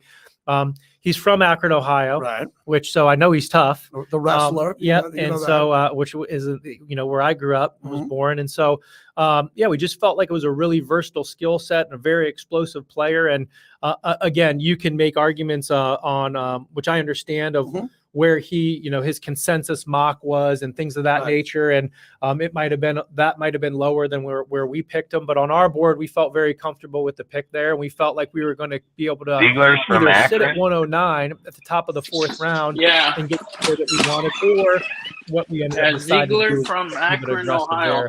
And go up and get Ja'Cory. That is a great segue as Dave Ziegler joins us to what this conversation's all about.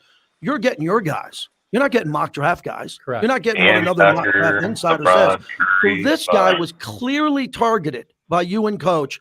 And when you line him up in the slot or wide, if he makes a head fake, he's gone. And he's the type of guy with Devontae on the other side, Akron. Jacoby Myers, Hunter, whatever happens. Jimmy could come out and all of a sudden see him in a certain coverage, and he's gone because no one can keep up with him. He can get behind the back end of a defense. That's right. And we love that explosiveness, and it's something we wanted added to the team. And I would just say this again, best player available, which is something we've talked about a lot.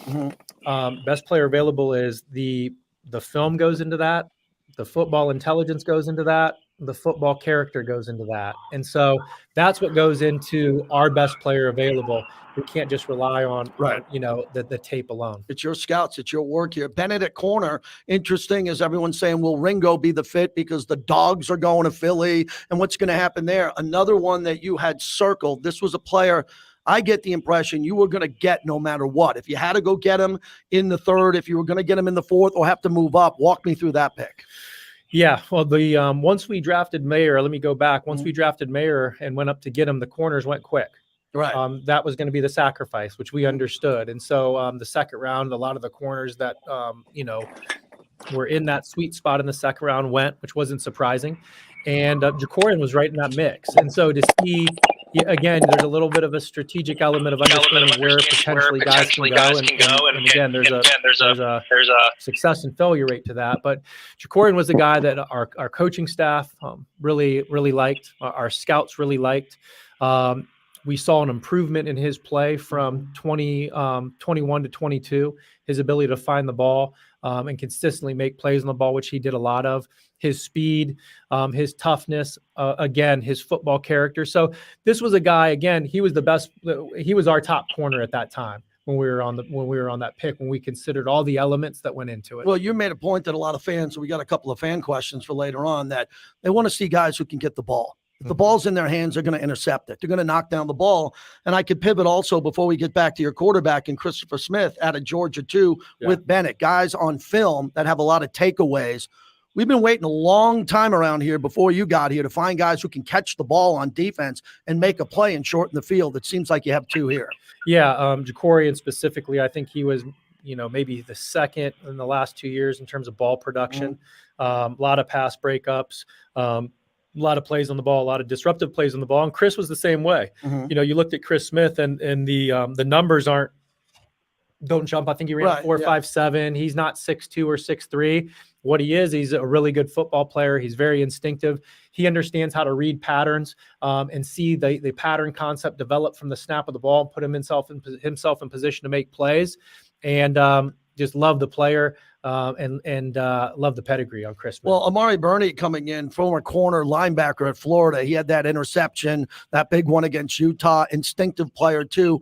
Dave, is the league going there where maybe 10 years from now or 5, we're going to see bigger corners that morph into linebackers because they're just better in coverage? And maybe you got one here, someone you could throw out there in a certain package in a critical point in the game, and he'll find the football in the air, but at least he'll tackle and get to the ball carrier quickly. Yeah, and I think you're seeing the box safety that used to be a big part of the NFL doesn't really exist anymore, or it's not as popular anymore because a safety that's just a run defender, you might as well have a linebacker on the field if they can't cover. And so I think we're seeing some of these, some of these safeties, that have size that maybe would have been in that strong safety category, moving down into the linebacker position. And Bernie's one of those guys. Divine obviously did that too.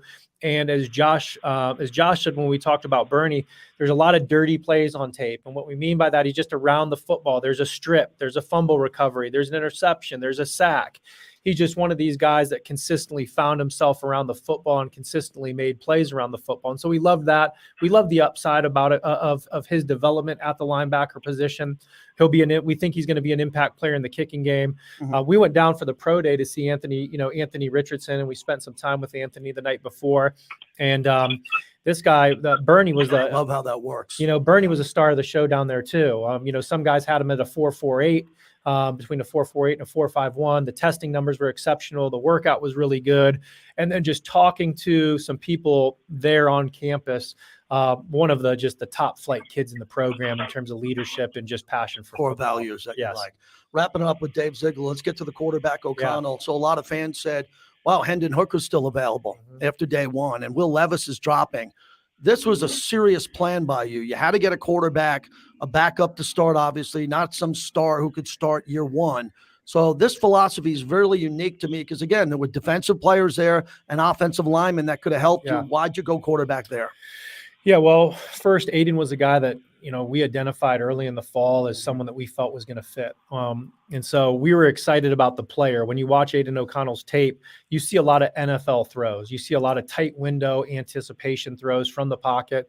Liked his mobility in the pocket. Now, a lot of people are going to say he's not an athlete that doesn't run. That's true. He's not maybe a sprinter there, but he knows how to maneuver in the pocket. He knows how to have escapability within the pocket to get throws off. And so we liked the arm talent. We liked, like I said, his ability to make tight window throws. And then we really liked all the intangibles and all the neck up qualities as we went through. He was a guy that started as the 8th-string quarterback there and fought his way up. And so to go back into your question though, just through some research and through some of the intel that we do throughout the draft, we felt like there was going to be a run on quarterbacks, and we knew some of the teams that had, had their eyes on Aiden. Yeah, there were specific teams that had their eye on him. Correct. If you didn't get him there, you weren't going to get him. That's what we felt like, right, wrong, or indifferent. Yeah. And so that's that's how we saw it. And so we wanted to get in front of a couple of those teams to make sure we got him when we did, because, the one thing too that goes into this is, as we've experienced the last couple of years, trying to find the backup in free agency is not really what we want to do. One, they're players that typically are costing now anywhere between $4+ million, $4+ million, and you're making in that investment in a player that also might not know your system. So you're paying $4 or $5 million for a backup quarterback. They also have to come in and learn the system. To be able to add a player on a rookie deal that we know is going to be here for 4 years, that we're going to be able to mold and groom in our system in a cost-effective situation is something that philosophically for us is something that we believe in. Lastly, on the player personnel, what can you share with us with the undrafted free agents that you're comfortable telling us about as this process is happening now? Yeah. Again, our group does a phenomenal job, led by Brandon Jurgen and Champ Kelly.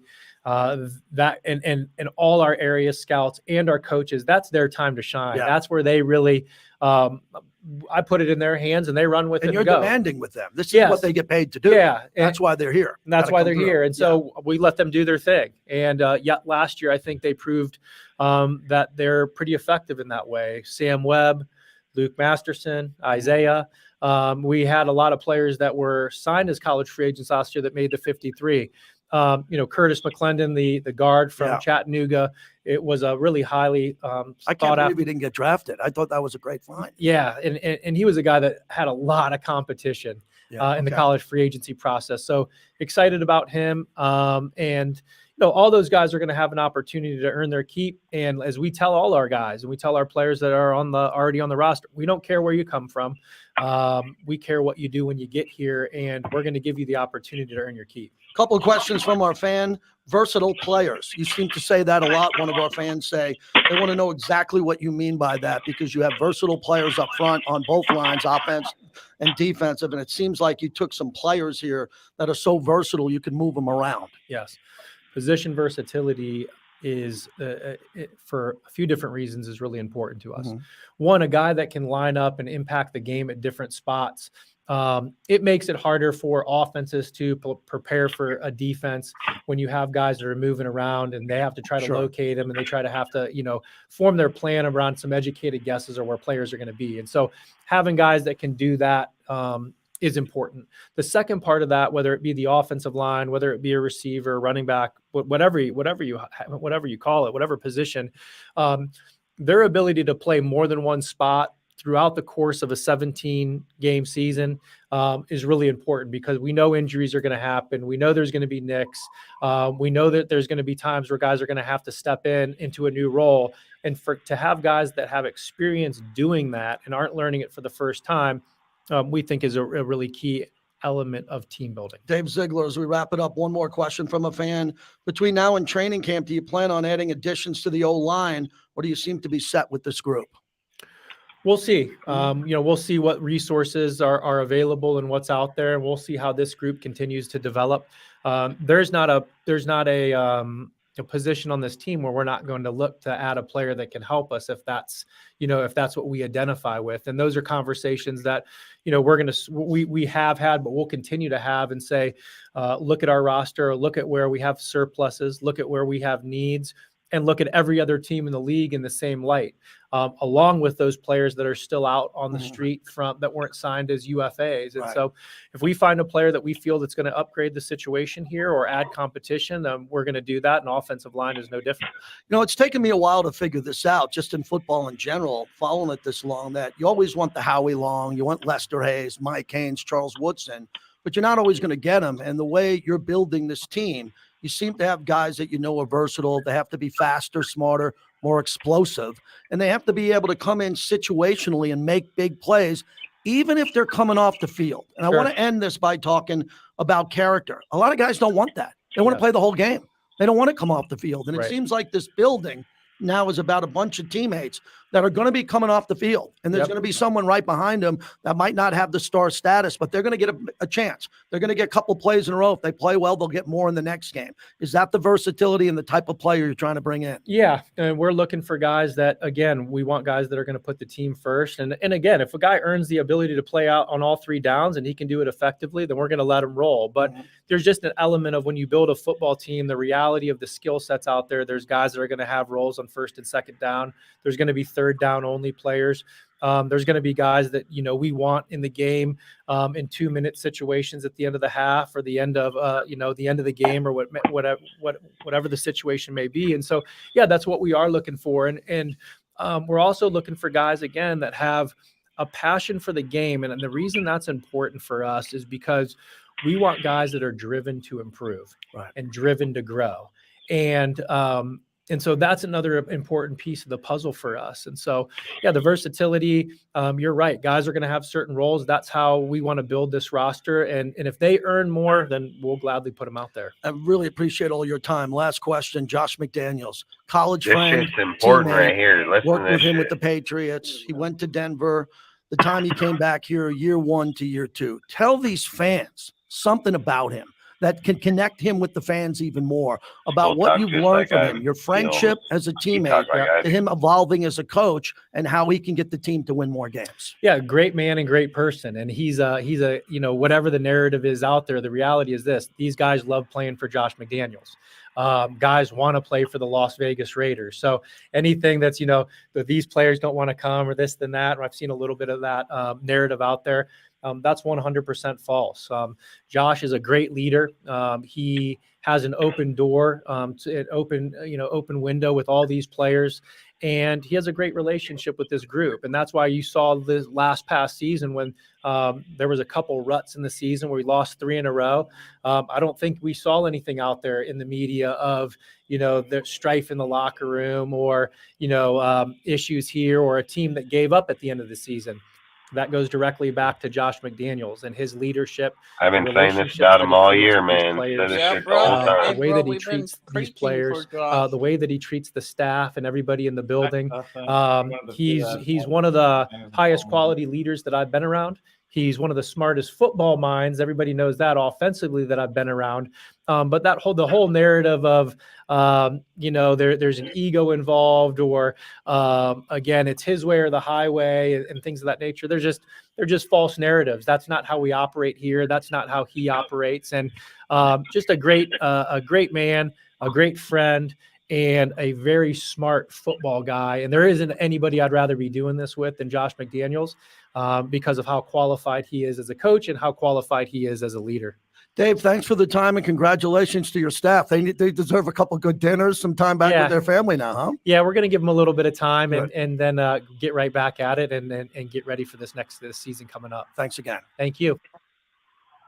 Straight facts, bro. He just said it straight how it was. So I just want to know what you guys think about that last part because look, so I just want to say one thing. I want to say one thing real quick, then you guys can say. I've said this the whole time.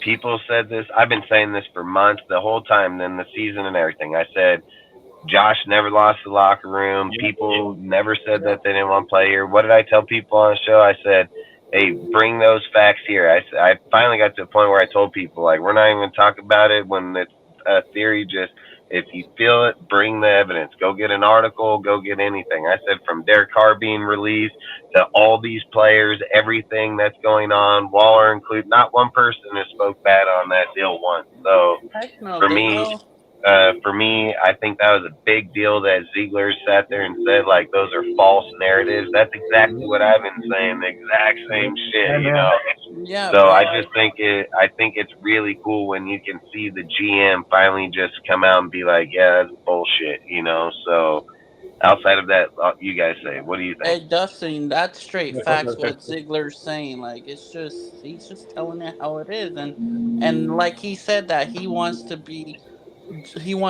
McDaniels to be the head coach. That's who he picks to be his head coach. And like, regardless what these other haters are saying, it's not true what they're saying. It's just everybody, like, players would want to play for him, and players want to come play for him. That's not even on the team right now. And when they say, "Oh no, nobody wants to play for Las Vegas Raiders," that's false too.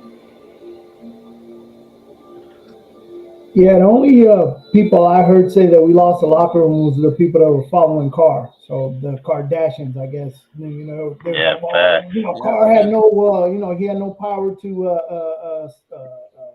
call a fucking audible. I'm like, you know how stupid you sound? A quarterback is gonna have power to fucking audible. I mean, if he fucking doesn't like to play, he's gonna audible whether the coach wants him to do it or not. Are you fucking retarded? Like, have you ever played football? A quarterback is gonna audible out of something if he doesn't fucking like that play. But exactly. You can't tell people that. Kojo. Yeah, bro, it's straight facts. Kojo. And it's because people want their opinion to be right, so they make up false narratives to try and make their opinion right. Yep. That is facts. Because I've been saying the same thing. Like, there's none of this stuff with Josh McDaniels being a bad coach or losing the locker room or any of that shit. It's all bullshit. Nope, it's all bullshit. Hey, this year we're gonna be a better season. We're gonna have a better winning season this year. Yep. And I'm going to let you guys go first, and then I'll just run off a few things, and then I've got to head off. But I'll let you guys go first. No, I just think, like I say, I just wanted to make sure people seen that very end piece, because that end piece means a lot. It stands out a lot. It fucking tells people straight up, like, the narrative about Josh has been bullshit the whole entire time. So outside of that, I just wanted to make sure you guys spoke on it and heard on it. I think the one thing I was going to also speak on about is that, well, two things is that frickin' he got, like he said right away, he said that every player is going to start from the bottom, and he didn't say right away, but he said it midway, but he said every player will start at the bottom and have to earn their way in there, right? So he did say that if they do that, he even said with Tyree that they would make a package for all three of them to be on the field at the exact same time.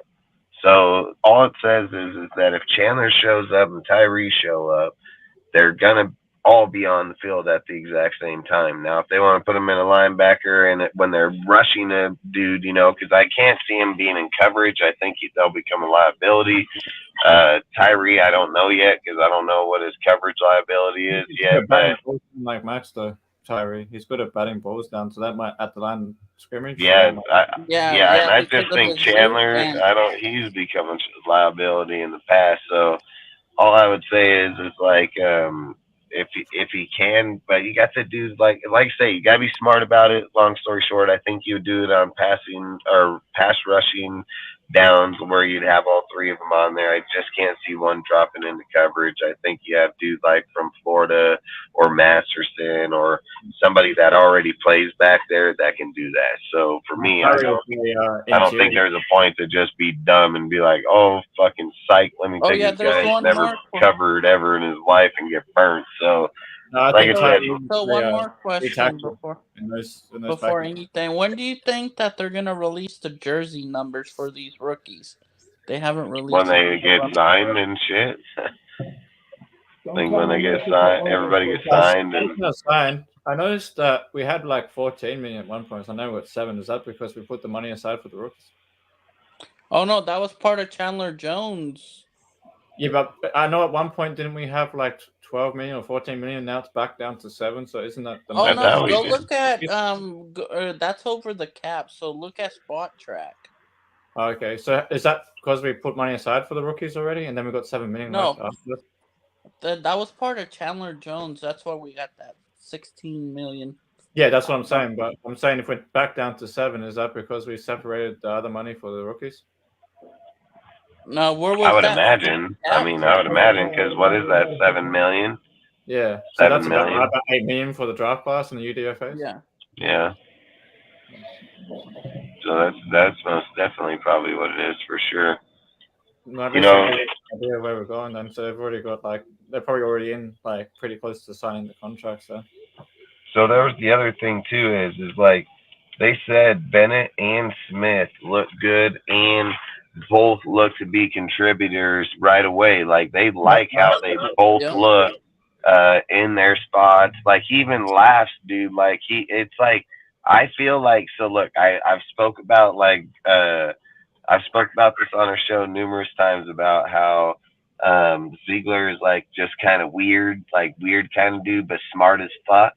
Like watch that video over and then watch him talk about Smith and then watch him kind of giggle when he talks about him because he's like his numbers, this, you know what I mean? Like I think in his mind he's like, yeah, I stole that fucking, you know what I mean? Like it's shit like that. I feel like he's thinking in his mind because I think that stuff because there's times I'm in conversation, dude, and there's shit I'm thinking that's like, you know what I mean? Like fucking, you're thinking of other shit. And I think like when he laughed there, I just thought right away, I thought, man, that shit I do like straight up. And I feel like he probably felt like he snaked that one. And then when he's talking about Bennett, you know, he feels like he snaked that one, dude, you know, and then he even brought up about how he was at, you know, and I think we spoke on it earlier, but about being at the Florida game, dude, and then not looking at Richardson and looking at linebacker Bernie, yeah, Bernie, freaking. So there's a lot of things that just stand out where a lot of people were posting shit on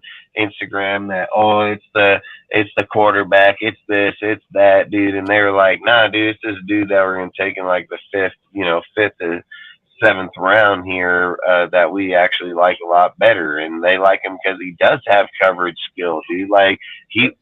This is the thing about Mahomes now, where people say in the chat earlier on in the show or other times where they say, oh, we don't have this. Hey, listen, you're not going to want to throw in the coverage over there now, knowing that you got a dude like him that can straight pick your fucking ass off. Like, you're not going to do that. You're going to think twice. And return it back to the house. Yeah, dang right. You're going to think twice. He ain't afraid. That's right. And I think when you're looking... Bennett will return back too. And I think when you're looking at the team in the pass, you're like, okay, he's really good in the run, but he sucks in the pass. So I'm not afraid to attack him over here because what if 8 out of 10 times I get it and they get it once? I don't think Mahomes is worried. But now you have a guy there, you're going to be like, better not do that shit. You know what I mean? You're going to stop. That's going to get you sacked. That's going to get you fucking sacked right there, dude, because that shit clicks in people's minds. They can't just force it in there because when they do force it in there once and he does get in there and gets a block and he's right there, almost gets the pick, that shit sets in people's mind. They're going to be like the next fucking play, looking around, look over there, be like, fuck, better not do that again. He might take that shit to the house next time, that type of shit matters, dude. And when you're looking at dudes like those, that you have our guy, like, and again, look at Tyree. Tyree be on that outside. He just got to jump the fuck up. Then that linebacker be dangerous as fuck because then he probably disappears. Dude tries to throw it over there, dude, and he just fucking thinks, So, like I said, there's a lot of depth in here, and that's in dudes in the 5th, 6th, 7th round, 6th round. Because, again, I think the project dude is going to be frickin' Jade for sure. But I think he's going to be the project guy. But he has a good chance at as good as anybody else. But I think there's a lot of guys on this thing, in my opinion, that can be 5 damn starters starting out this year in rotation on the 53-man team. You know what I mean? So... Again, I don't know. I think they got good for me. So when you sit there and listen to Ziegler talk about a lot of key things about that are with our players, with our deals, you see it from his own mouth. If you don't believe that, then I don't know. Fucking tell nobody. Yeah. I don't know what you're watching if you don't believe Ziegler. Yeah, just to cut you guys off for me, I'll just pick up a couple things real quick, just because I got to get going. So yeah, bro, go get some. We're gonna all go here too after everybody speaks. All right, cool. I'll just summarize real quick. So yeah, as far as the Wilson pick, he said exactly what I assumed, which was that he can play inside as well as outside. So when you talk about like having Max, Chandler, and Wilson on the team on the field at the same time, he's probably going to put Wilson inside at D tackle, which is what I kind of said when we picked him as well, and what I said before we picked him as well. He can play inside and outside, so it's that versatility. And then again with Byron Young, another guy he's a disruptor in the middle, and he can also maybe play edge or inside. So they're looking for versatility. That tells me they're looking for versatile players, not just not just good pass rushers, but guys that can play multiple positions. And then also with the Kennard pick, he said, I mean, sorry, not the Kennard pick, with the Mayer pick, he said Kennard and Mayer were like the top 2 tight ends on their board. So we basically got like the second or even best tight end in the second round. So that's like a steal right there to me. And then another thing I noticed that was really interesting, which is because a lot of people were just saying, oh, he's going to be a kick return, he's going to be a kick return. I said, nah, he's going to battle for that wide receiver 2 spot, and that's Trey Tucker. And he said they see him as a wide receiver, as a complete wide receiver. That was Ziegler's words. They see him being a complete wide receiver.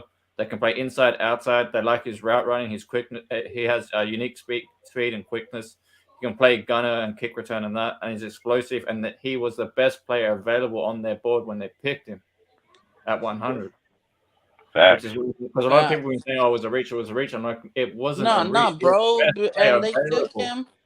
And they took him because receivers were going off the board. Yeah, exactly. Quickly. And he said just because they have projected at something doesn't mean that's where they have them at. Exactly. You know, he said that shit out of his own mouth, you know, so. Yep, exactly. And then another thing I noticed is that when they talked about Bennett and Smith, they said both players, like, they can get in position and, like, read the patterns, like, you know, get in the position to make a play on the ball.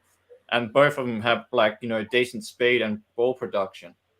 So, like, those guys are going to be, like, I can see them being starters in the DB room. Whether it's this year or next year remains to be seen, but they're going to be future starters at some point.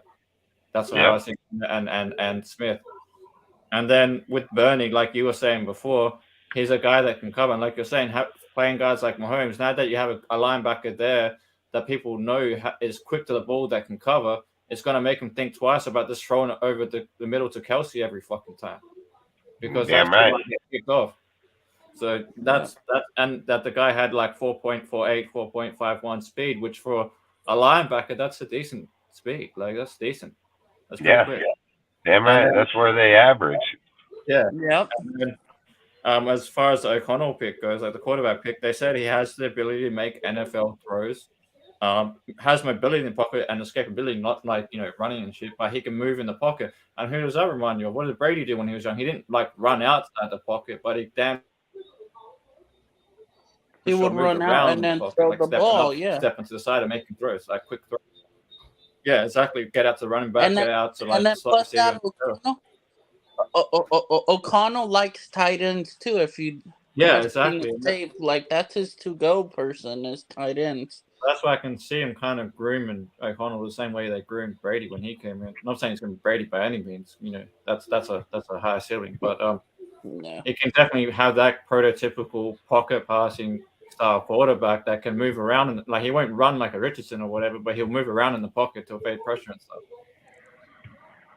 But yeah, I see like all these guys at some point contributing to the team in some way or another, and a lot of our first 4 or 5 picks are going to start at some point. So, hey, can you do me a favor real quick? What's Belai Nichols' measurements?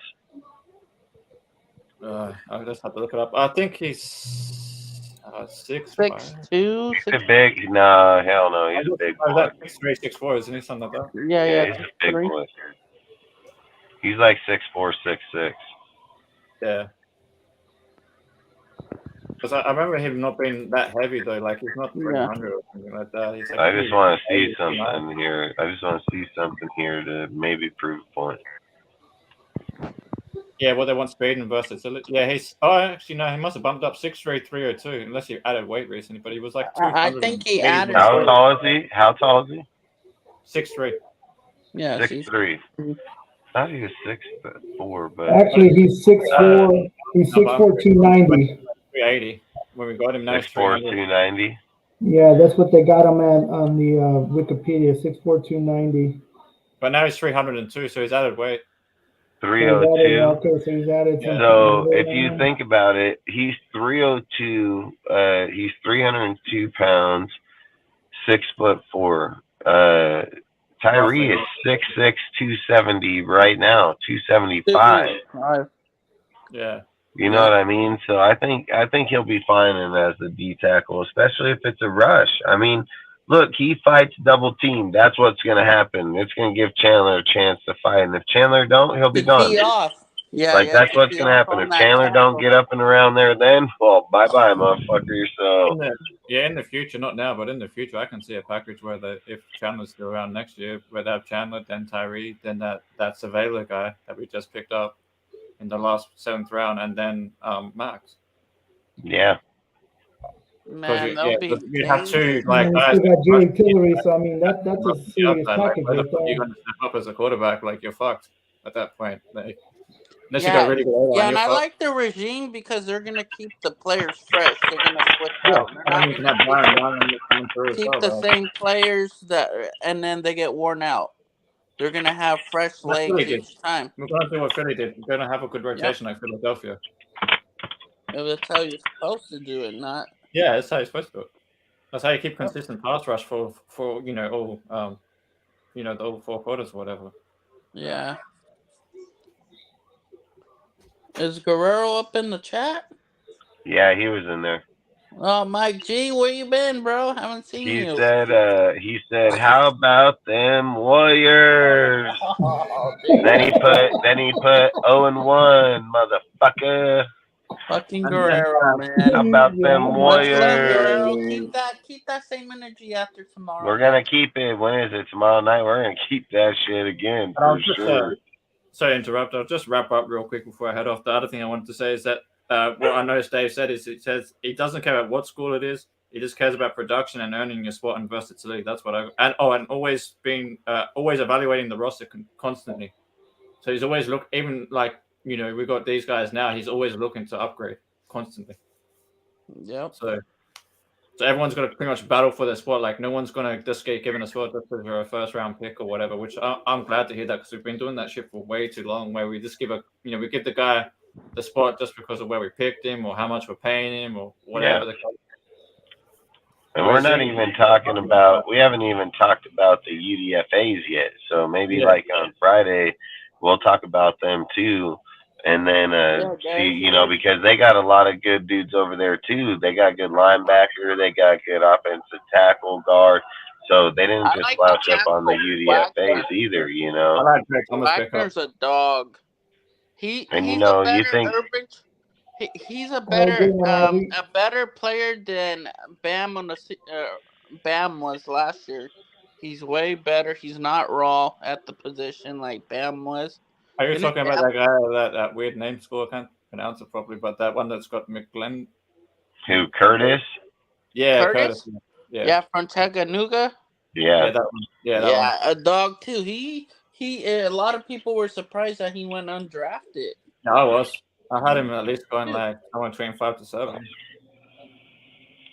Yeah, and you heard him say right there on that interview about that. Yeah. Like that's the things is like then you're looking at the Arkansas deal. Like we'll talk about those on Friday, but I still think like you're looking at some really good. Look, you're looking last year where you're like Munford, this, that, the other, right? You can literally sit here and see dude fucking Warren literally sit here and be like, hey, fuck you guys. Like I want that spot. Like he's a big ass mauling motherfucker. Like that dude ain't no slouch.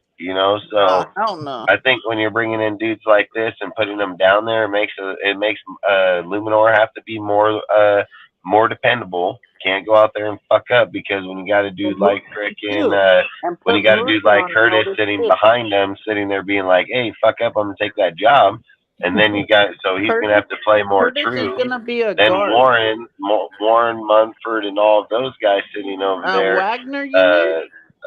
Wagner, my bad. Wagner. They're all going to be sitting there pushing each other. One slip up and pushes one dude out instantly. And then if he shows up and he plays good, there goes Parker. I think Curtis can battle Justin Heron is there too. We may get rid of Heron if we don't need him. We could just get rid of him. Yeah, but you can. What my point is you can move on from other bigger names like. Listen, Illuminor had a good year last year, so you're projecting him to be in there, and that's if he's been working hard and gonna fix it. But let's be real, dude. If Curtis comes in and plays very well, Alex Barr can be off the team right away. Like a dude like Alex Barr can be off the team instantly. You know what I mean? Because it's gonna be Moody and him gonna fight it out. And that's the same thing for a dude from Arkansas. Parker can be off the team instantly. If dude from Arkansas is a swing player and he's got a better fucking skill set to be able to offer more there, Parker's ass can be the hell out of here. You know, and that's all I'm saying is you can switch that offensive line around massively by just those two individual people. So, and you probably will. I bet they make the team regardless just because of their height, their tangibles, where they're from, what they do. There's dudes on this team, you can just kick them off and put these two to the practice squad until next year. Like, you know, you have nothing to lose. But I do think Curtis will most definitely fight for it. Same with fucking Warren? Wagner. Yeah, Wagner. Hey, but so, the thing with Curtis, he's not gonna be a tackle. He's gonna be a guard. And then that's what I said. Guard. He'll be a guard, and fucking what's his name? Will be a tackle. No, he'll be a tackle. I think what's his name could play center too. I think he'll be a tackle. Say though is that guy's way too tall to be a fucking. He's 6'8". There's no way he's gonna be. I'm talking about Curtis. How tall is Curtis? Curtis will be a right guard, I think, or I think he'll be a right guard in my opinion. Yeah, I think that's where he'll play. But the other thing I was going to add is, even though we've got like a lot of tackles and stuff now, they're always evaluating the team. I'm not saying so much this year because there's nothing you can really do this year. But if Miller doesn't play well this year, there's an out in his contract next year. And then let's be real about that. Ziegler just said this in that interview too. He said, if we're at a point and we need to get a player, we will. Yeah, he ain't got much money. He knows where his money's at, and he's already emphasizing that. Hey, if we're fucking lacking in a fucking linebacker or corner or wherever it may be, we will go and get that dude if that's the finishing piece. That's why I keep saying Queen's coming here, man. Like, I just have this feeling. I've been saying this for a minute, but I just say, like, I feel like when you're hearing things like that and you're looking at positions where I kept saying, you add Jack to this team, Jack Campbell, you have a true middle linebacker that has a coverage aspect in the run. Then you have Robert Saline that has that actual run gapping player. Like, that's what true 3-4-4-3 systems need, is that multi-presence of a really good coverage and a really good run stopper. You know, like, that's what's good in those spots in there. It's really hard when you just have one or the other because they can't have somebody that switches off or identify or things of those problems. Then you're pulling them off the field, having to get other people. You don't want to do that in those deals. You want to have them mostly 3 down backs. You know, like that's a crucial spot right there. You don't want to have to bring them up and tell someone's tired. You know. Hey, Dustin, there is another airman on the team too, from Washington. That's right. Yeah, Jones Perryman is Jordan Perryman. Jordan, cornerback from the Huskies. Yeah. And that's all I'm saying is like they're making the moves. They're making the moves, putting the players, bringing them in. It's time for everybody to go to work, dude. And let's be real, all right? Let's just be real, just right off the get-go. If you're looking at the continuity between the defense of where their draft was pretty good this year. It was ranked 3rd overall depth into defense, you know. When you're sitting there looking at these things and you're saying, okay, our team this year versus last year is already got way more stability within the team and structure and so on. I even said, even in the corner, I said I was missing the player. It was Faison. I was missing and see, that's what I'm saying. Like, we're not depth, or we're not depleted in there. You have Bennett, Hobbs, Duke, Long, Hall, Webb, Roberts, and Faison. You know what I mean? Like, that's all I'm saying is like you have a plethora of players now that you have depth. We didn't have that shit. You had Arnett, then he had fucking nobody. You know what I mean? Then you had to go get fucking dudes in UDFAs, free agent, whatever. You had to get the bottom of the barrel. We got lucky with Hall. You know what I mean? So that's all I say is like Ziegler's already said, even with people saying like, oh, look at the money, we don't have money. Ziegler just said on his own interview that he would fucking go and get somebody if he felt the need was, period. he felt that's what they were lacking to win, he would do it. So that's all I'm saying. Like, he can generate and move money around and put it there. He probably don't want to go to Devontae right now, but I guarantee he'd go to Devontae and say it to him in a heartbeat. So that's all I'm saying is Yeah, that I'm about to jump off, guys, for good. I'm just saying, like, he puts it together. I need to take my dog for a walk. All right, man. All right, then, Ozzy, stay safe. Well, if anybody wants anything else to say, Yeah, then we can bounce good on. luck to your Australian football team, bro. Yeah, bro. Hell Good yeah. luck to your football. Yep. Anything else you want to say before we hop up out of here, or what? Shit, man. Go ahead, Chris. Shit, just follow us, follow the Nation's Nightmare, follow my brother Kojo, follow the Death Star Report, follow all of our other brothers that I drop up in the chat. Follow everybody before we dip out. I don't have no control, so I gotta wait for Dustin to come back. But I gotta get my butt to bed because I gotta get up at 4. I've been saying, bro. Have a good night. But I can't, bro, man. Try to. Dustin's my bro. Much love to Dustin, to you, Kojo. Heck yeah, appreciate you showing up here tonight, man. You're more than welcome. Hey, bro, I gotta just say drop the link, man. Drop the link. I always tell everybody, just say drop the link. Hop up. Yeah, bro. Join the Discord. Join the Discord. Come chat. Yeah, go bro. in there. Join our Discord.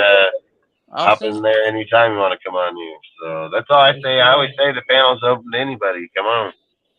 Yeah, but I may come back Friday. I'm not for sure, but I got a lot of shit going on. I got things that I gotta do from a month on here. Like, this month is very hard on me because it's gonna be a year since I did the celebration for my mother, so it's triggering me again. So that's why I'm not in my right mind right now. Just going through a lot.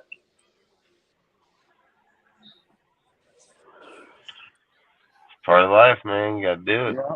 Hang in there, Cortez. I mean, yeah, bro. We all trust me. Like, you already know some of my stories, so. Yeah, bro. Like, and then just losing my uncle, that took a toll on me because I took care of him, and just losing him a month ago, it's still there. I still feel like when I go to the hospital, I gotta go to the hospital in the morning. But when I go there, I feel like I gotta go see him. So like, but then I realize he's gone, so I don't have to go visit no more. But I gotta take my aunt to do a procedure. So it's still gonna trigger me. Me and Dustin, like, Dustin's my brother from another. We talk behind the scenes. Dustin knows my whole story. We just talk, like, we're close. Oh, I know. I'm trying to talk to Dustin offline too. Yeah, shit. We talk always. Kojo, you can always hit me up here. My YouTube channel, my IG is just Raider Nation or the Nation's Nightmare. I don't know what the hell I switch it up. You can reach out. No, I know how to find you on YouTube. Yeah, I'm always around. This is like mostly my thing. Like, I did my own channel a couple days ago, but I'm like, why? I'm always here with Dustin, helping Dustin with this. I'm dropping everybody's links to the channels. Man, I always say that we're all here, man. That's why we all are in place, because it's everybody's. That's why I've always said, like, yes, did I create the place and everything? Yeah, but I've created a platform for it to be everybody's. You know what I mean? Like, it's an open platform. It's like I say earlier, like, I tell Cortez this all the fucking time about him and Rudy. Like, I respect both of them. I like them both. I always tell him, like, I tell Cortez all the time, like, say it, get it. There's nothing wrong with having confliction. Just don't attack. Like, he don't need to attack either. Like, he doesn't need to go. Mocha Breezy, what's good, bro? Yeah, salute Mouth Breezy. Frickin', he doesn't need to go timing out people because they see it differently or don't want to see it his way. Like, that's not cool shit. Everybody was talking when I was seeing that. I'm like, fuck. Yeah, man, but that's not cool. People need to say that shit because here that shit's not going to happen. I've always said, like, I get a lot of people are afraid to govern, but I'm not. That's why I'm boss. That's why I do what I do, because I'm not fucking afraid to put it out there, because sometimes people need to hear even when they think they ain't, you know. Like, I'm not saying I'm perfect, dude. I mean, I'm far from perfect, you know, but right is right, wrong is wrong, you know, like, that's facts. And you don't got to be the smartest guy to know that. So at the same time, I've always said, debate your topic, say what you got to say. But if you're going to put some crazy shit out there, make sure you're ready for the repercussion of it. That's it. Yeah. But outside of that, if you guys are all good, or you have anything else you want to say? Yeah, man, and y'all can find me on YouTube. It's Raider Kojo 9162. So just add a 2, you know, if you want to find my channel, you want to subscribe. Oh yeah, I drop it daily, Kojo. I drop all of our. Oh, for sure. Thank you. I appreciate it. I appreciate anybody that, you know, for everybody that we fuck puts with. my links out, you know, it's all good. Yeah, bro. And Yeah, like, man. if you need people to show up, I'm more than welcome to. Just let me know. Hit me up. On Yeah, IG, like, you know, I used to do my show on Thursdays, but right now I'm very busy, man. So like, yeah, bro. Whenever you get time, like, I'll link up. We'll link up. Oh, for sure. So, more than happy. Other than that, man, I appreciate being on the panel. It was a good conversation. Hell yeah, tonight. bro. You're always welcome. Like, this is. I know I've been waiting to come on the panel for a while, but you know, my schedule's just been like, I'm in the chat because I'm so damn busy. And I'm like, you know what? I got a little time today. Let me jump on there. Yeah. Dude, I thought that car was just about to hit that deer in the road, dude. That shit. Oh, man. I was like, you should have just ran out there and just threw I that. just went like this because I thought, oh, that deer's going to come all over my truck, dude. Like, oh, shit. But, bro, I mean, he missed it by like this fucking far. But no, dude, like I said, hey, I appreciate you coming here, or anybody, you know, like I've always said, it's open to anybody. I mean, you guys, anytime too. If you're free and you want to come up and talk and be part of the panel, be part of it. We can have 10 use the spots, you know. So outside of that, like I said, I appreciate it. Frickin' Cortez can drop your link out here and support it. I mean, we're here to support everybody, so not just anybody, everybody. I've always said anybody that's good with us is, you know, I'm good with anybody until they're not good with me. So there's obviously a lot of people we all don't speak about, but there's other people that do. And I'm not here to tell people who or who not to be. I'm me. I do what I want. It's our shit. And at the end of the day, I do have the final deal of who we will promote on this or not. So, but outside of that, like I said, he'll put it out and so on from there. And if you guys don't have nothing else to say, then appreciate everybody here in the chat, the mods, everybody that shows up weekly, people here on the panel. Again, we'll be live Friday, you know, same time, 7 p.m. Eastern or Pacific, 10 p.m. Eastern. And outside of that, you guys got anything else? No, I'm good. All right, man. Peace out, Raider Nation. Hope you guys have a great night, and then we'll see you on Friday, man. Later.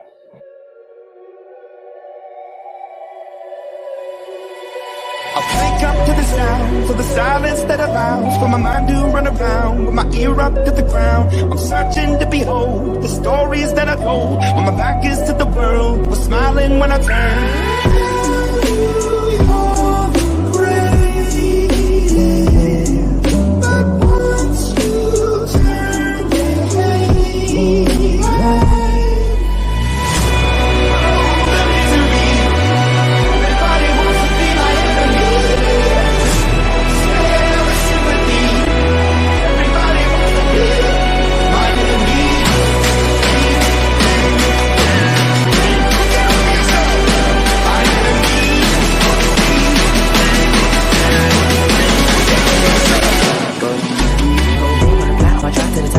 Thinking out the box, I'm an astronaut. I blasted off a planet, rock that caused catastrophe, and it matters more because I had it. Now I had a thought about wreaking havoc on an opposition, kinda shocking. They want a static with position. I'm automatic, quarterback, I ain't talking shit.